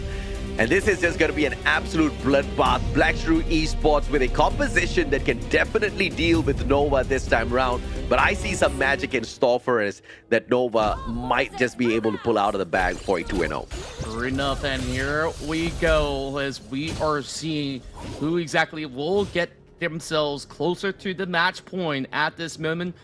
BSC definitely have a little bit more of that revamp on their approach as well, not having that high tempo play. Instead, they also want to look to skill off. So that's just gonna be assisting to clear off the wave because Lady Zhen definitely will take a while to get that one done. Then that kind of pits Wendy to be still on that level 1. He's gonna be late for those roams. Now they can exert a little bit more pressure over onto that bot lane instead. Xiang now taking so much damage coming from this Guan Yu. Oh my goodness! I mean, you gotta avoid those heroic charge, my guy. Yeah, I mean, if Xiang wasn't level 2, I'm pretty sure he would have gone in there for the dive to check out exactly how far he can push this. But obviously, the Dharma kind of knowing exactly how to sidestep that. Beautifully done overall. Zihong dropping by for a tad bit of backup here. JR is pressured down there at the bot lane. But great start to the laning phase here for the side of Nova. Fair enough, and looking at the overalls, well, we're definitely looking at what kind of impact these Clash Slingers bring. I mean, last game, Xuan, immaculate plays on that Mayin. He's going to do pretty much similar notions where you're looking at those flank angles, and if he can score himself those 5-man pushes over when he does have his ultimate available, then that is going to be a very, very big problem for the rest of Blackshore Esports to deal with. So look at the rest of the field, though. I mean, Wendy on the Zia, I guess early game, sure, you're not going to have too much of that kind of party, but the fact of the matter is that Zia just have that kind of passive where he just gains even more EXP. He can reach past level 15, and oh, he's already looking for a catch. Yeah, what a push here by Xuan. Trying to catch out Musang King, but we all know that Menki is not going to go down with just a couple of punches. Jumping right back in here as Jihong sets up the table. Menki just absorbing in all of those hits as he should. But a very, very early threat here posed by Xuan. Yeah, the match should also neutralize a little bit more of that pressure coming in from the side of Blackshore Esports, where Wendy has been able to put up that universal wall, trying to really zone some of that space and still deal a little chunk of damage, although it's never anywhere close to fatal at all. So I guess it's about the race, right? When it comes down to both of these marksmen, where they're still trying to at least come up ahead. Is JR currently with about 300 gold at this moment, also looking to steal away a camp. So Massive fumbles up ahead. Muchi is just gonna slowly take his time and, you know, hopefully once Zia is done with level 15, then he could just, you know, channel some more of that extra over onto Muchi so that he eventually will still be able to overclock up against JR. Yeah, absolutely. And a 2v1. The Dharma's gotta play this a tad bit safe here. As Xuan has got a tad bit of backup in CY. Looking for the damage down mid. Musang King gonna be absorbing a ton of that. And the tusk balls are mine, says Nova. It's a very cheeky BSE's pushback. Yeah, they're willing to, you know, just get maybe just a little bit of that advantage, but not too much of the space though. C1 kind of denies that, and the melee has been used up, I believe. Well, and that kind of refreshes CY for another opportunity on that Unruly Blade. So whatever alternative it is, gotta see what this Tyrant Dance is gonna bring, because Musang King's already on it. The rest of BSE, hit start, Universal Law. Oh, and Musang King will be able to secure that for the team. Too easy for BSE, and the first big objective here taken away, and they will rip away those buffs first because a secondary setup could just be on the way here for the Overlord. Yeah, and Nova Esports disciplined not to actually really put their bodies online because they aren't exactly prepared in that position to really full commit if ever like break loose. So a great notion, because Xuan was also preoccupied trying to push that way forward. So I guess it just handles some slight leads for the side of Blackstroke Esports until maybe they'll fight for the shadows instead once it's the 10-minute mark. So a little bit of a steadiness that we're looking at here. Of course, more items now being brought forward is, I believe, it's going to be a Blazing Cape eventually being bought there by Musang King. Universal Law not clipping onto the Mankey though, so this is just going to be a clean ordeal. But Xiang, so much pressure on the top side, almost securing himself the first start of the game.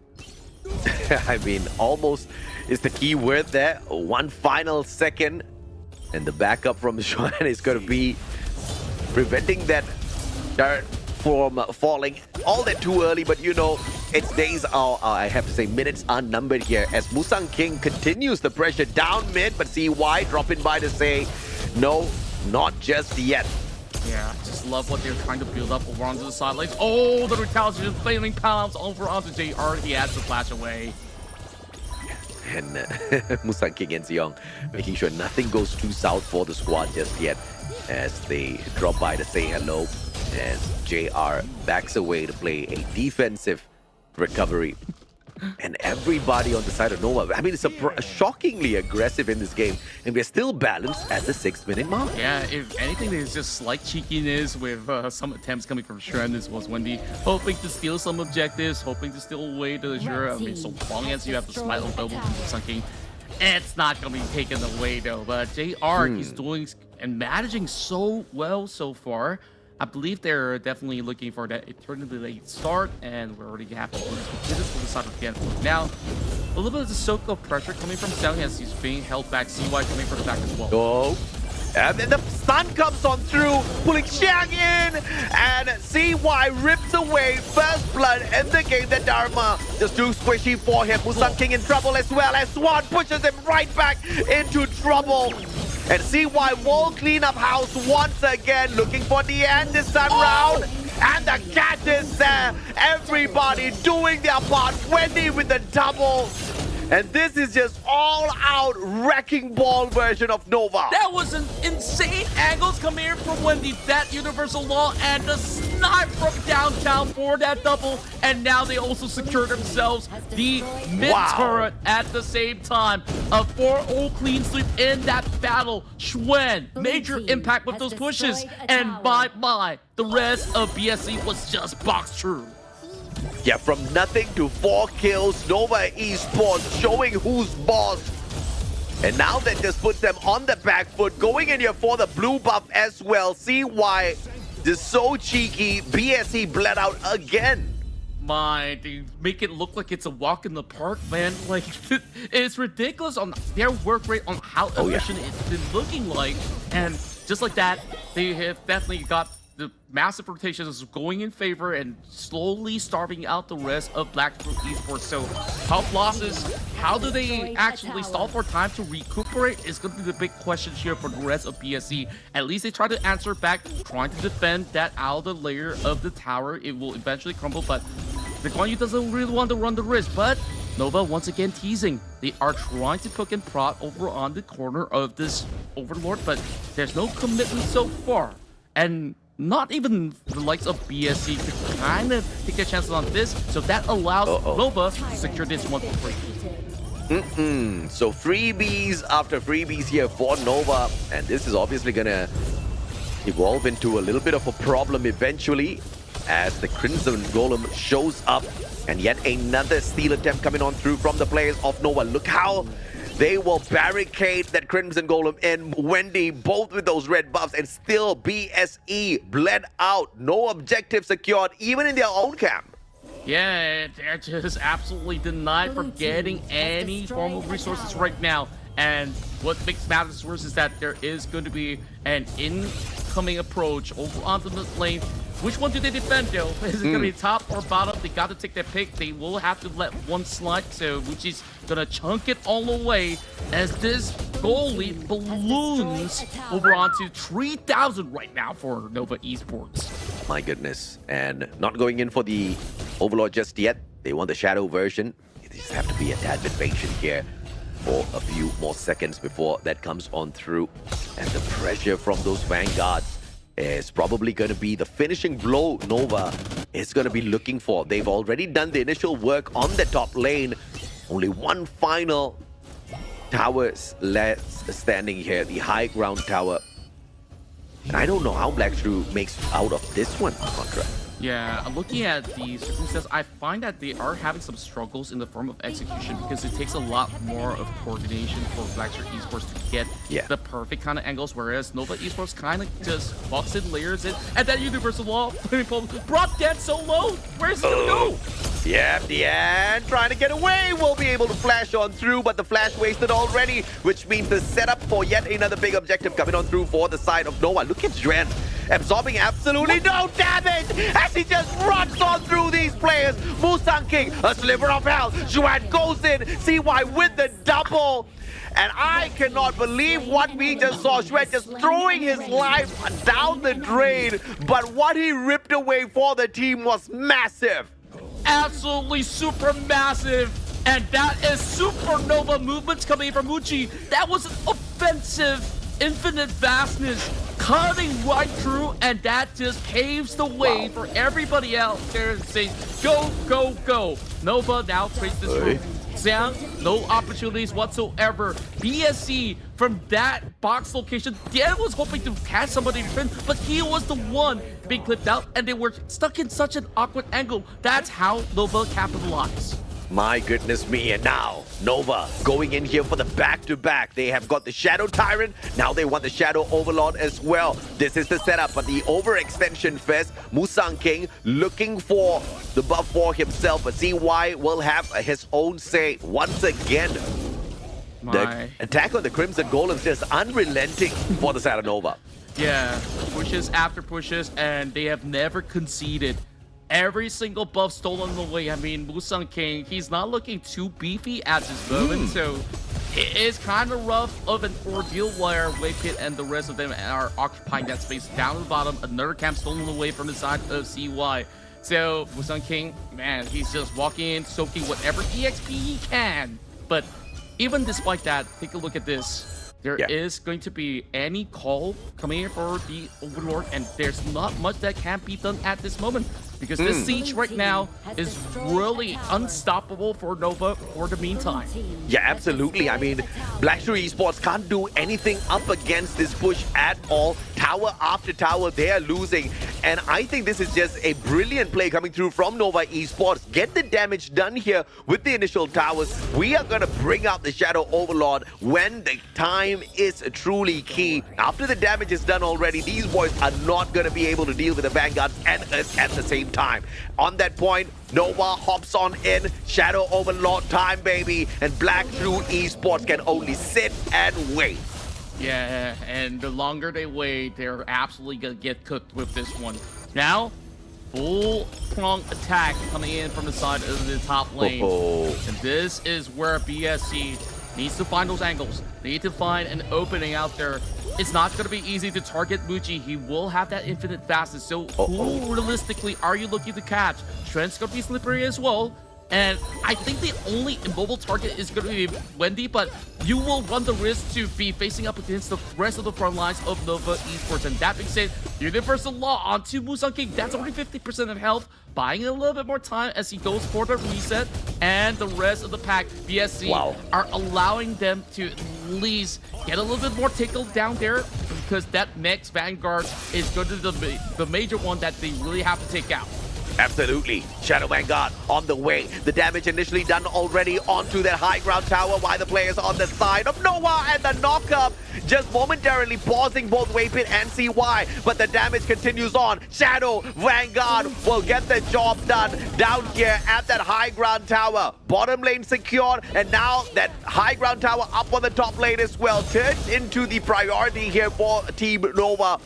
And after dishing out that damage, they're just going to waltz out of there like nothing happened as they continue to clean out the jungle of Black Shrew Esports on their way out. It's just crazy how they're really pulling this off without breaking a sweat at all.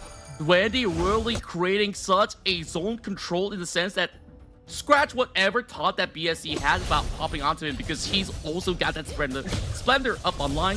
Hey, we got a skid for you guys to grab while they are dancing, tangoing for the next objective. But of course, grab it quick because it's gone right now. But more opportunities down soon because now they're fighting for the Tyrant. Yep, and the blue buff is, of course, going to get sneaked away first. JR is capable enough of taking that one away, but Xuan strikes once again as Yong gets taken away. Diane will be dropped as well. A double, make that a triple as Muji goes in for 2 for 2. JR drops Xuan, and that's just 1 for 5 players drop. Black Shrew Esports aced out. And Nova now, nobody to stop their run. 20 seconds away. I see an open crystal. I see a potential for Nova Esports to book themselves the grand final slots as well. This is match point, baby. And AJ, there's just no signs of weakness from Nova. No signs of weakness at all. It looks like I get half of my wish already, which is a very big potential of watching the showdown between BSC as well as AG Global, because I'm done with the showdown between Nova and AG.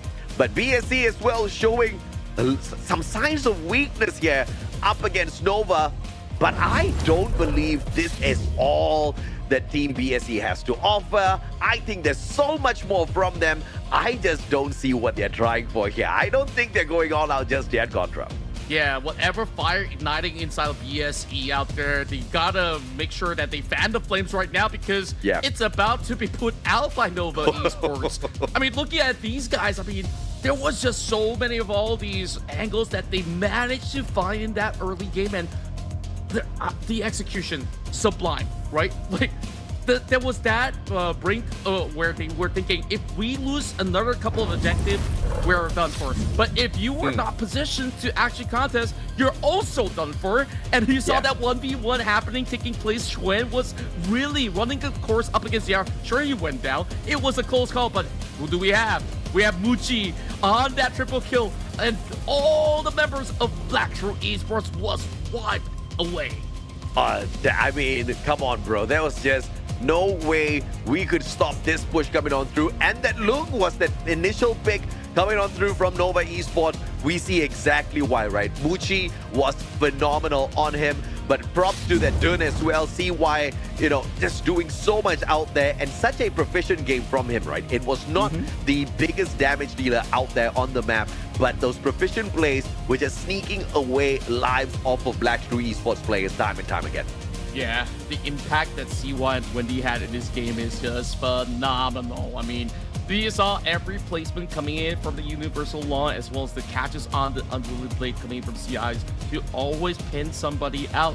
Despite Black Shrew Esports, they kind of have this kind of team fight composition where you want to have beautiful angles for Sound to initiate.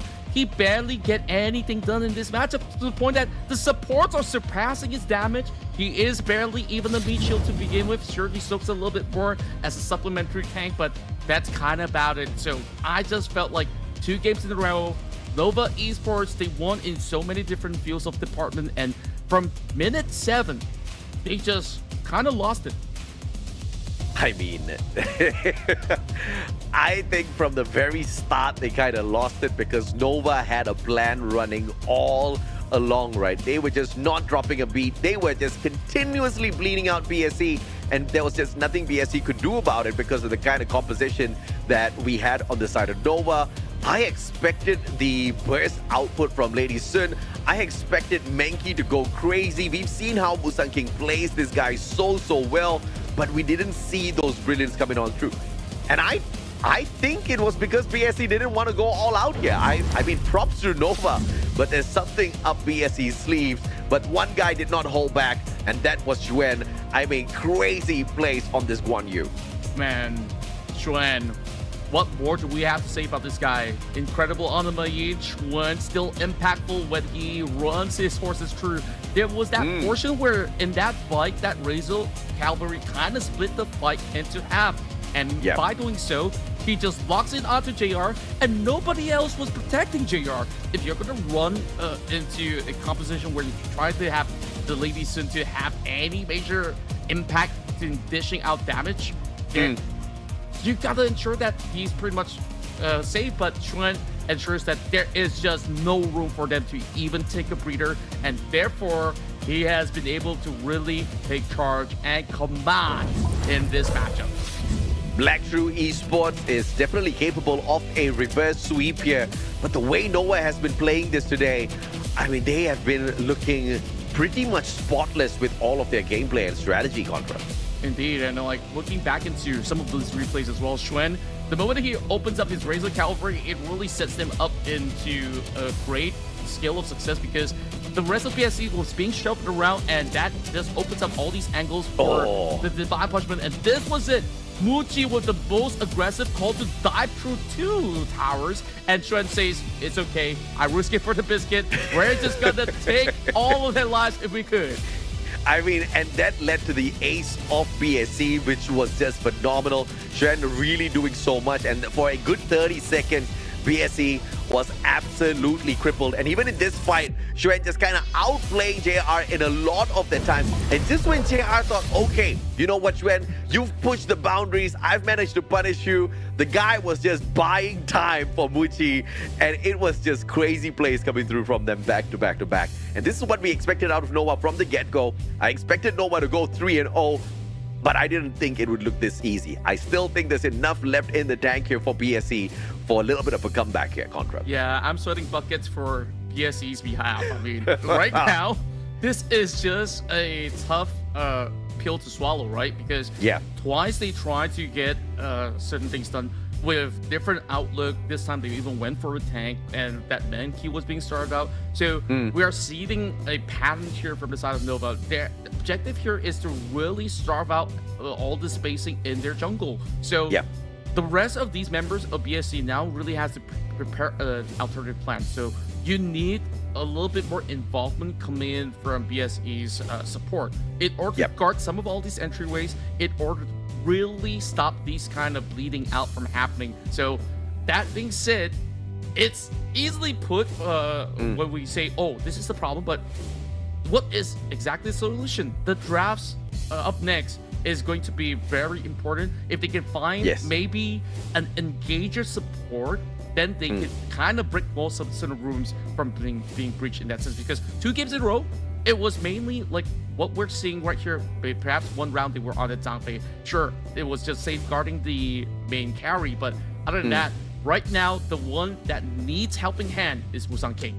Yeah, absolutely. But I also do think that BSE has got something hidden up their sleeves here. Perhaps they're just allowing the side of Nova to bleed out their best picks as they go in with a little bit of a subpar roster, right? Because I don't really see the drafts coming out from the second game, a version of BSE going all out. You know, even their tank wasn't as tanky in this fight.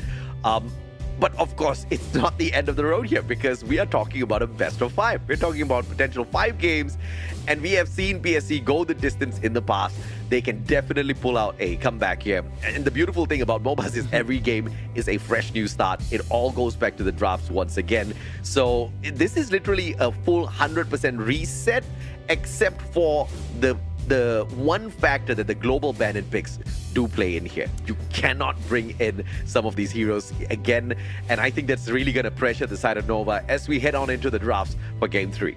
Yeah, I think you made a really solid point, right? Maybe Nova has exhausted some of their best pick. Maybe this is going to be the turn where BSE may be landing themselves that pay, because right at this moment, if you keep locking out some of these guys, then okay, we're really diving very deep off of the usual meta. So yeah, that pay not being seen in the light of day. No Luna as well. So really though, Black Shrew Esports, they were kind of forced into these kind of bans because right at this current moment, as much as they do get that double pick advantage, they've been playing over onto the straight side, barely found any form of success. They're gonna do so again. And what's opened up, the data has been available, so that kind of allows Nova Esports to have great sustainability, great cash potential, and look at that flex! Oh, she managed to land the brand new Sanrio collab with the new skin, so congratulations to the fans out there. Well, you guys can get your hands on that as well, either the Chromie skin, or even, of course, another one that just got released. So, of course, we focus back onto what's at stake here, because we got ourselves the Lampo and J. They want to play it a little safer, and I'm liking the adaptation, because I talk about the engage support, they bring in the Lampo. Yeah, and you know, we saw Black Shrew Esports kind of get dived time and time again earlier on this ENG. You can do your best to try to dive this guy. He's going to be able to hold on his own out there, right? That Lampo, that tankiness finally coming on through from the side of Black Shrew Esports as well. But we do see Nova Esports going in here for some pretty massive plays. The Ogren dragged in by CY, Marco Polo brought in here by Wendy as well. And we've seen the damage output coming on through. With the support, Nova Esports should be able to pull off some miracles with this one. Yeah, and I think that Black Shrew Esports is answering that with the Charlotte pickup. Now they're also making sure that the Baron will get to stop this Charlotte on its tracks. So essentially, Black Shrew Esports wants to get two things done. If they can find angles on the side lanes to go for that split push, this will be good opportunities for Xiang to be able to find something done to really crack a little bit more pressure onto Nova Esports towers. Meanwhile, having the Charlotte can also allow them to dive deep to catch out that Marco Polo. Now, second phase, very important right here, because we're looking at that Agudu Bandao. Black Shrew Esports don't really have other alternatives to really find a pool that serves that tank jungle role in that essence. So a little tough if you ask me. Absolutely, man. And Gosier's got a little bit of a tough spot here. I mean, once again, best of 5. You're talking about these global bans and picks. It's going to make your pool a little bit more challenging. And this is where you are hoping for a little bit of a wider pool of potential plays. Black Shrew Esports pulling in the Yixing. We were talking about a little bit of damage output from them. I think this one is going to help them out with that for sure. Yeah, I definitely do think that the Yixing was pretty necessary. The moment that the Fever Barrage comes through from Marco Polo, you want to land a couple of crowd control to kind of stop it from channeling, and at the same time, eventually not allowing him to slip away. So that is a good call for Zihong to be on this hero as well. Well, Nova Esports, what I love about this second phase is that they banned out that Jing, because Charlotte itself is already a threat. If you have that Jing to also run the other side of the map, and also dance around in those team fights, it could be very problematic, because right at this moment, Nova Esports don't really have those kind of heavy crowd control to lock one person down, but at least as a Dama, if they can find the angles right, with a good truth mantra, they can set them up for success, and they are actually having an artillery approach. Other than the Marco Polo with the AoE damage, you got this guy and Mo with those snipes of the couple blades. So Black Shrew Esports, they need to find the answer to huge burst output coming out of Nova. Yeah, lots of range damage here. The gun and more is going to help them out as well in some of these spokes and prods that they are probably going to go for in here very early game. And Fade, very interestingly, being brought in here by the side of Black Shrew Esports. Now, you don't see him out there too much, Contra.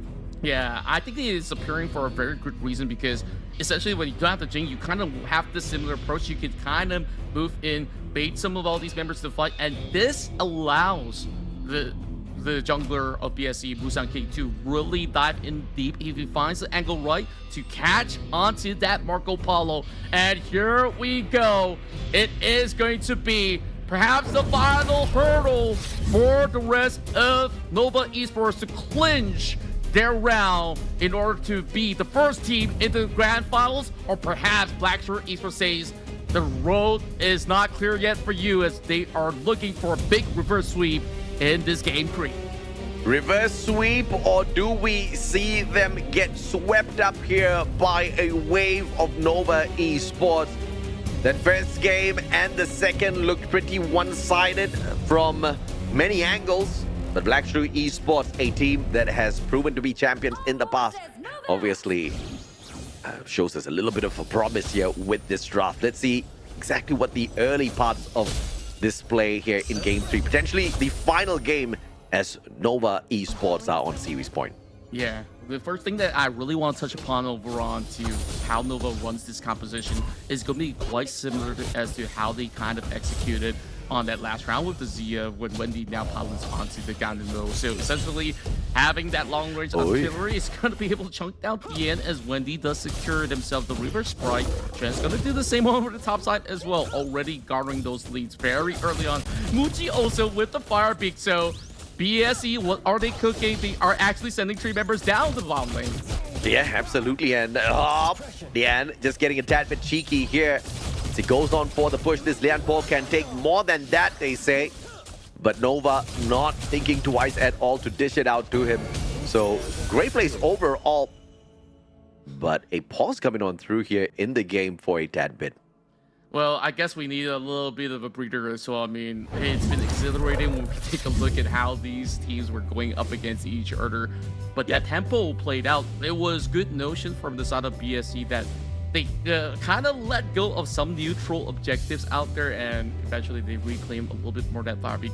But what we want to talk more on this temporarily technical pause is that there is all about the execution, right? When we take a look at BSC, what they really want to get things done is that they, once more, will have to make sure Busan King gets up ahead. And Fate is a kind of hero that kind of needs you to really push the limits as well. You scale up walls, you get some vision done, and once you see the right players to be isolated, you go on him. So that is going to be the key for them to really look for those openings up against the rest of Nova Esports, where Nova, I think like they're trying to also have certain answers to really lock him in place, but is the Dama enough? Because you really have to land either your first ability or even the Truth Man player in order to really get some big catches. But looking at the ratio of Xuan's work rate to MVP titles, I think he's Mr. Reliable to really come in for the executions finish. So hard to say, right? So I think BSC definitely looking maybe a little bit more confident on how they could still go with those split pushes. Yeah, no doubt at all. I think Xuan is going to be able to pull off one of the best Dharma plays that we see out there, just purely because of his mechanical capabilities, and he's proven, right? His timing is impeccable thus far. And we've been waiting to see some of this well-delivered truth mantras out there in these team fights. And I'm looking at a potential of that combination with what this Ogryn can do in the hands of CY. But so far, it's just been a lot of pokes and prods back and forth. Lianpo, with a lot of sustainability to absorb these damages, will have to be putting himself in between his old players and the team of Nova, because these guys are looking to be very aggressive from the very start. Yep, and of course, let's take a good look into what's happening there in the Blue Atrium Sunway Pyramid. Well, if you guys are not there today, guess what? Tomorrow is the grand finals. One of your favorite teams is going to be there, or maybe both of them as well, because it's either Nova, BSC, or AG Global. Well, during the pause breaks, teams cannot actually go in for any form of discussion, which is why that you can see that they're just keeping that composure thus far. So things are looking pretty good for the side of Nova Esports. And back with the interview as well, I just love when they took on the hot mic early on with Chuchu on stage, and it's like, well, she asked, oh, how do you feel now that you guys have secured, you know, like all these tickets, AG Global? Like, oh, we've been there before. And I think if you put Nova on the hot mic, they would say exactly the same, because they're looking to defend this title. And to challenge that, Xiang, he has to put up the best performance possible on this Charlotte because a lot of hope is on him right now to really shred the front line, do those split pushes. Is that too much of a burden for BSC? We'll have to find out. Yeah, we'll have to wait and see, as a very aggressive opener here between the two. CY jumps on in, sneaks away a couple of boards, all in the name of some extra experience points, all in a good day's work for Nova. Yep, that's what we have seen coming out of the past few matches, so expect this to be a little bit dicey, and we have definitely seen the implementation. Oh, close call, he had to pop the flash, and he still remains to be alive. I can't say the same about Luchi. I'm not too sure if there's going to be a dive, but there is retaliation though. Nova Esports is on the way, so they are definitely reading the room right, falling back into the turret range. So no casualties thus far, so that's a good call. Now, I really have to touch on this for a little bit because, Dan, he notices that an invade is approaching. He puts his body on the line. So that flash is burned up, and that is just going to be a little bit of a downtime for them. So there's not going to be too much of a proactiveness coming from BSE's game. Let's see if JR can make some good work here as he pushes Muchi back. Has got a little bit of support here from the minion as to tease the tower a tad bit. Backup is of course going to be a tad bit late here, but a setup on the top side. This Dharma overstepping his boundaries. Xuan waiting for a jump here onto the players, but this Charlotte is not looking to entertain that situation at all. Charlotte versus this Dharma up top, and that back and forth is going to continue for a bit. Yeah, it's kind of hard to chunk out on Dharma. He has his own mobility kit and, in a sense, a sustain with a little bit more life still on his abilities at the very same time. So he's just looking to play in the most neutral stance possible. But we're looking at the three members of Nova checking out the river as we have something over top side, but they are looking for a catch.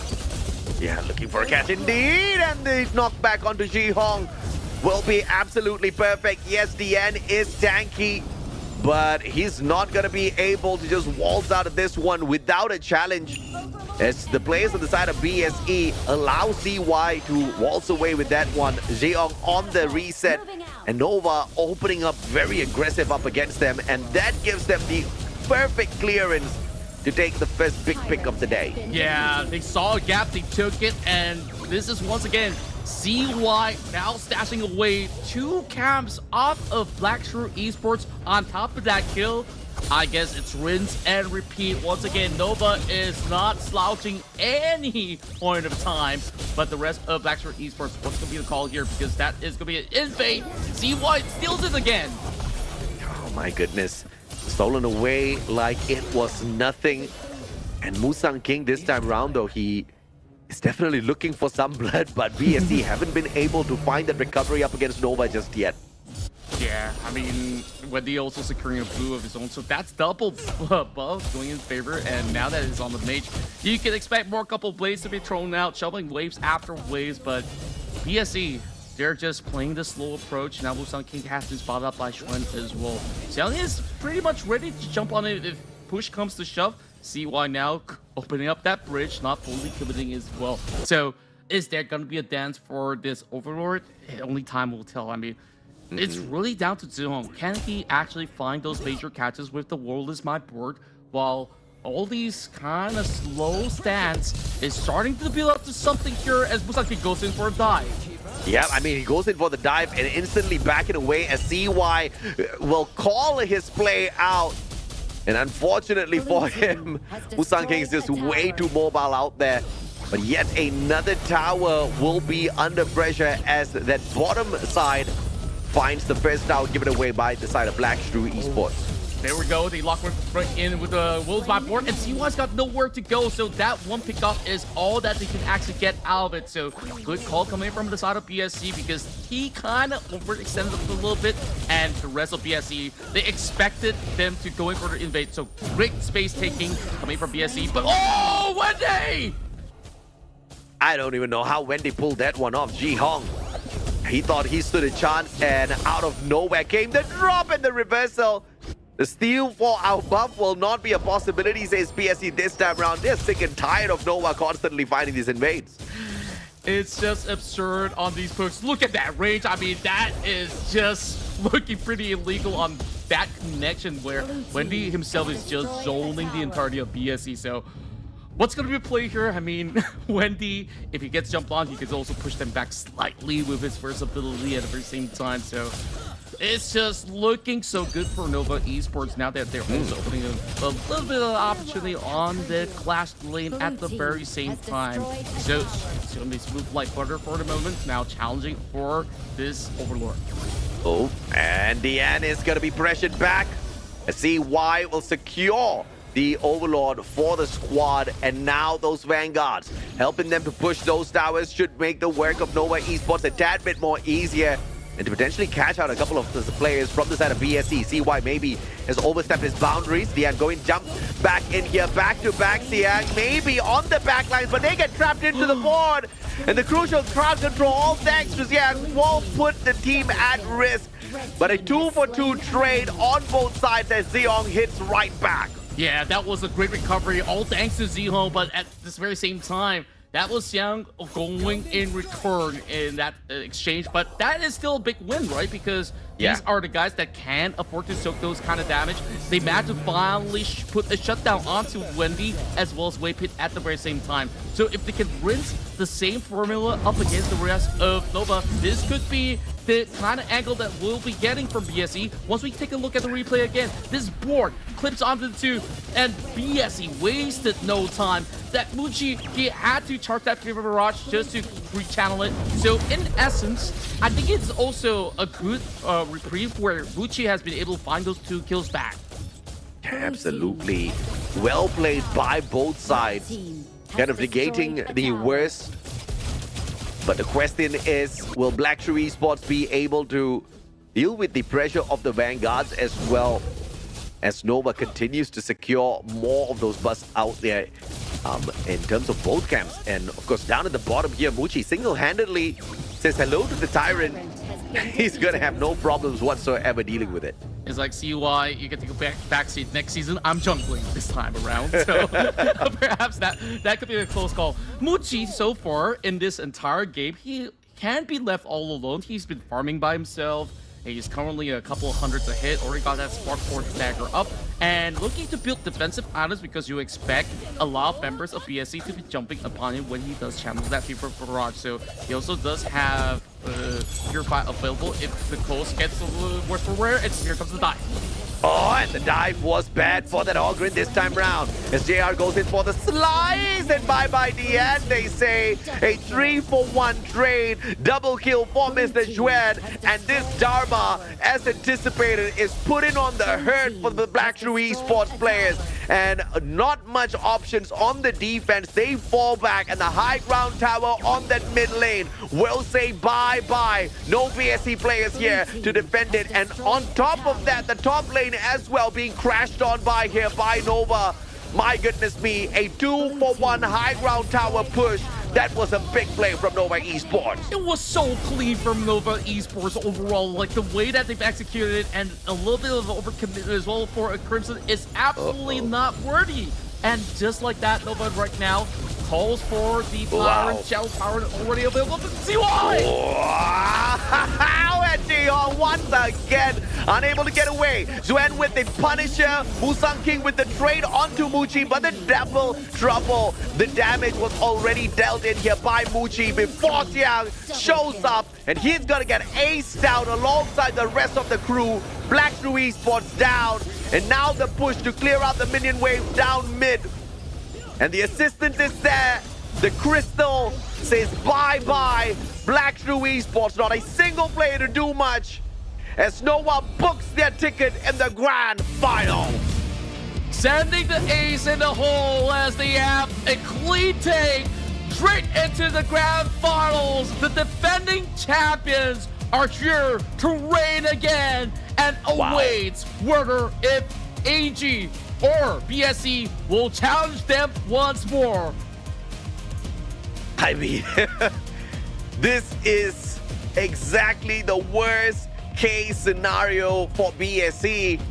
But I guess I get my wish. BSC will book that challenge up against AG Global. This time round, we get to see what BSC has to say up against AG. If AG wins that bout, of course, mad respect for AG because BSC is a different beast altogether.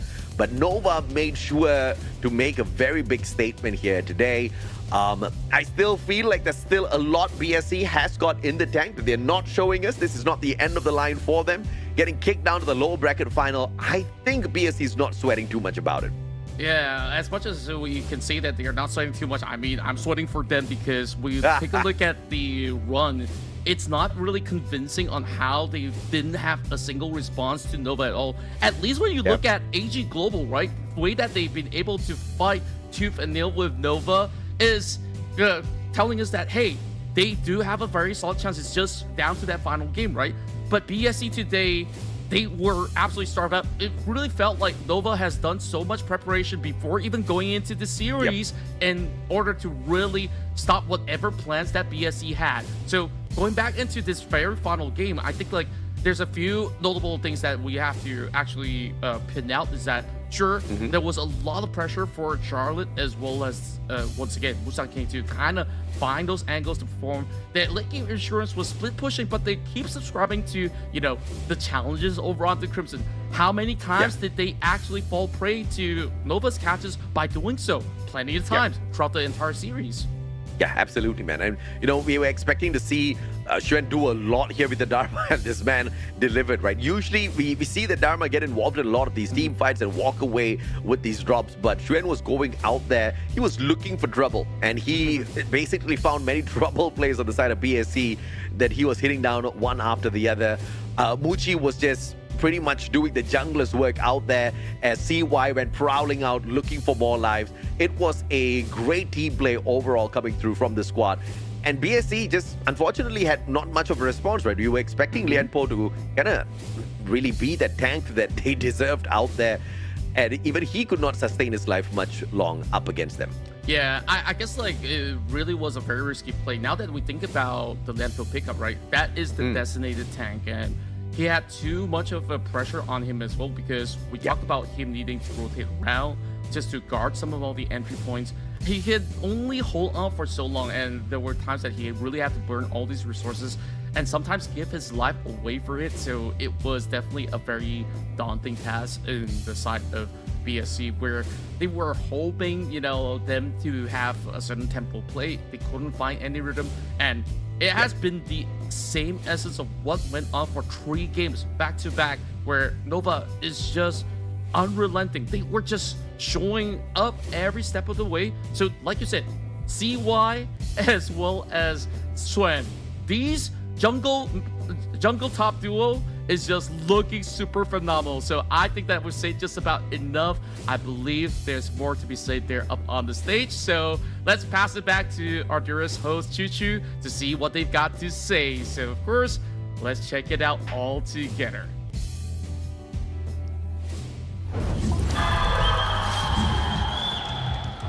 Thank you, Carters. I mean, the cheering is still going on. And by the way, what a speechless game just now coming up from Nova Esport. What is going on? BSC, one of the strongest openers, still managed to be shut down with his boys. Having with me none other than Xuan and also Waypit, the Roma, as well as the Clash Laner. I'm starting off the question with Xuan. Of course, congratulations to Nova to get into the first slot of Grand Finals.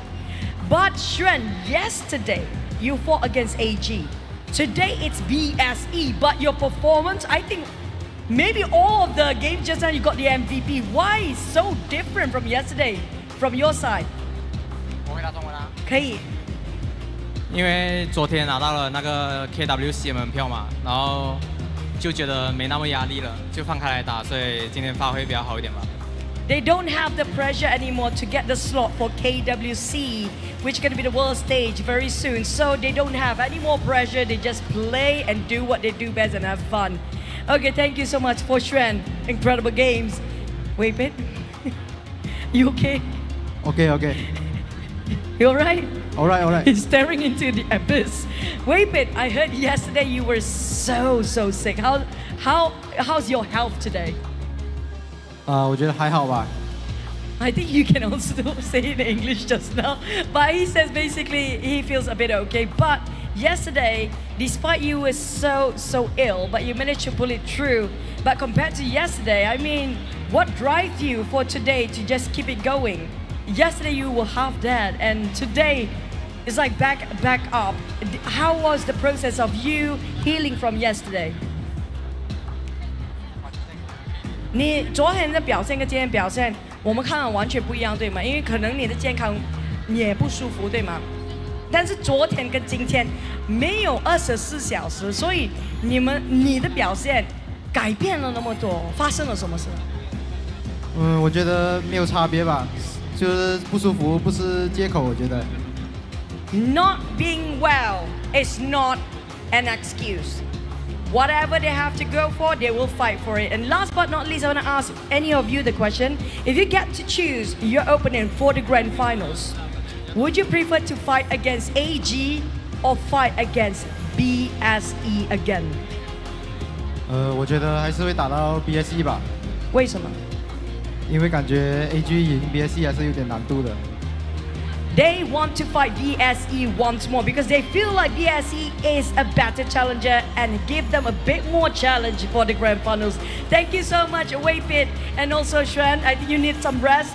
We're back to you guys, Casas. Break it down the game just now.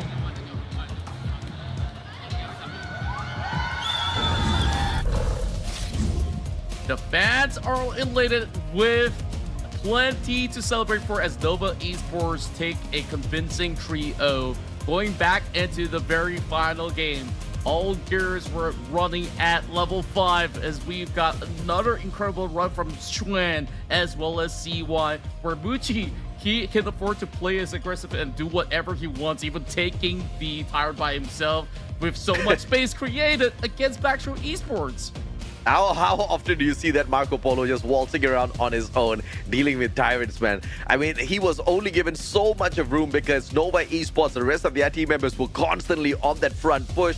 And Black Shrew were constantly trying to find some sort of recovery in this game, always on the back foot. And because of that, 3 games in a row, I can almost bet that Black Shrew Esports was not really in it. Nova Esports, they've had this victory already, but they cannot let down their guard because I'm pretty sure Black Shrew are making a very good comeback here in that lower bracket. We've already seen a lot of pressure from them up against teams like AG, so they might just book their ticket once again in the grand finals. But looking at some of these numbers here, unbelievable play out of Wendy. Yeah, the damage was absurd. You saw the instant deletion of one unfortunate member of BSC somewhere just by the side of the mid turret, and you know what's up from then onwards. He is a major threat, but nobody has been able to reach him. You saw the zone controls was immaculate for the side of Nova Esports. The only real ordeal that Blackstreet Esports had in order to really pull something up against them was that fight up in the mid lane when they were trying to siege up over onto their own tier 2. And even so, it was a 2-for-2 exchange. So I would say that they, within the first 5 minutes, it was pretty okay until those small little catches happened and Nova Esports with CY running through, starving out their jungler once again. So it was just game on as they pretty much scaled this chart up to sky high.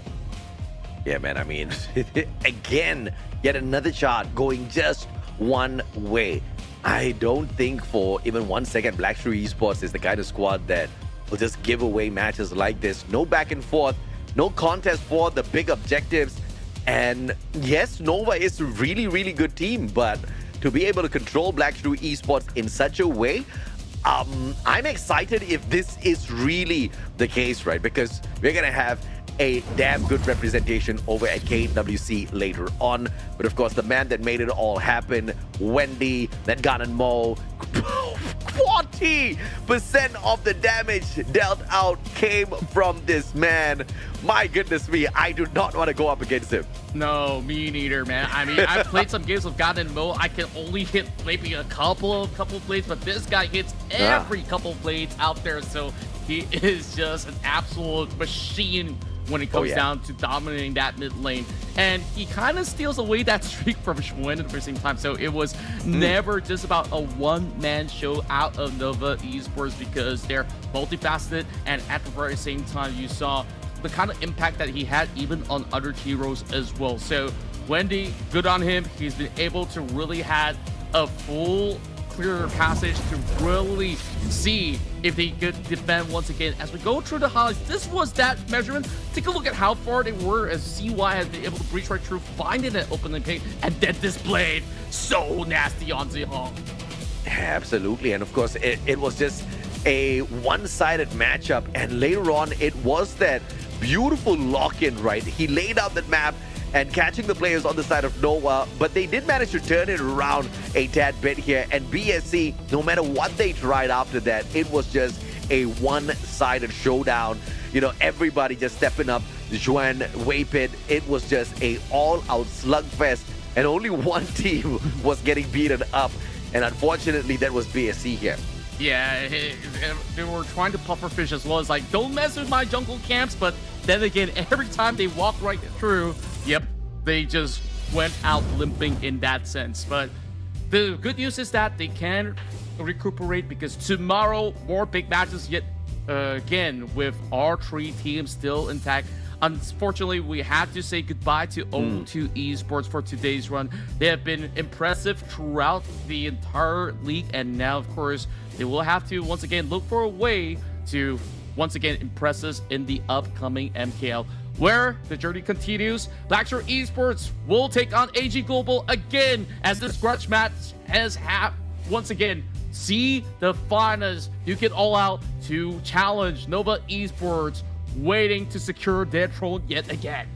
Yeah, Nova has had a piece of AG Global. Now Blackshore Esports can show us what they can pull off up against AG. If through a shock play, AG defeats Blackshore Esports, my oh my, we are in for a phenomenal grand finals. The last time they went up against each other, it went the distance. I'm a little shocked to see Nova Esports take down Blackshore without much of a fight in here today, but there's just no telling what can happen tomorrow. Blackshore Esports meets up against AG Global. Both teams will fly to Saudi Arabia for KWC, but only one team can move into the grand finals, which is a all-out 7-game banger.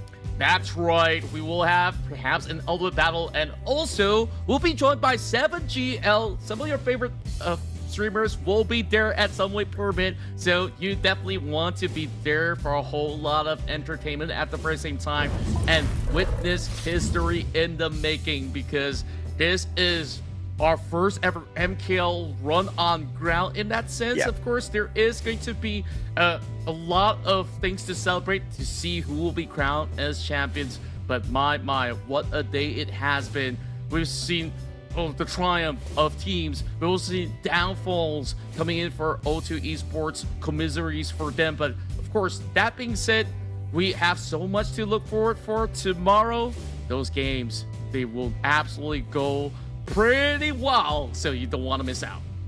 Absolutely, man. I think it was a good day today. Unfortunately, a very fast day for those who expected for the games to go all out, like me, especially in this bout between Nova and BSC. I'm left a little disappointed, but I guess they're keeping it for tomorrow. I believe it's going to be a day where they're going to go all out, and we'll be absolutely delighted with that. And of course, we've got that show match coming up as well with 7GL. Looking forward to that. But of course, ladies and gentlemen, it has been an absolute pleasure bringing you guys the broadcast here today. I mean, both Contra and I definitely had a lot of fun, and the games were pretty short. But tomorrow, when they go all out, I know I'll be tuning in, Contra. That's right. Of course, we thank you guys for watching. So make sure you tune in for the historic event, as we will bring you MKL Spring Season's Grand Finals tomorrow there in Sunway Pyramid. See you then.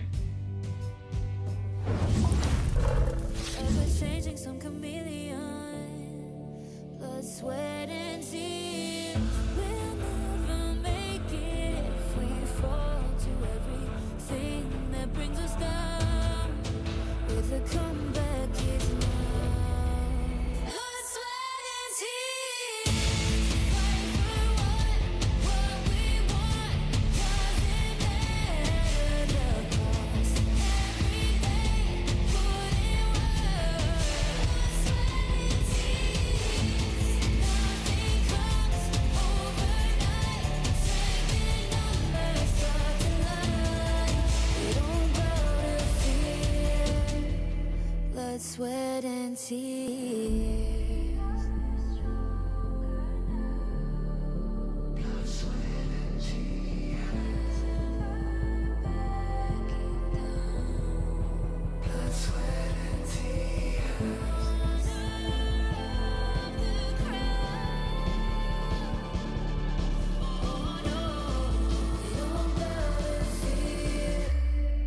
Blood, sweat, and tears. Fight for what we want. Doesn't matter the cost. Every day, putting one nothing comes overnight. Strength in numbers, stars align. We don't gotta fear.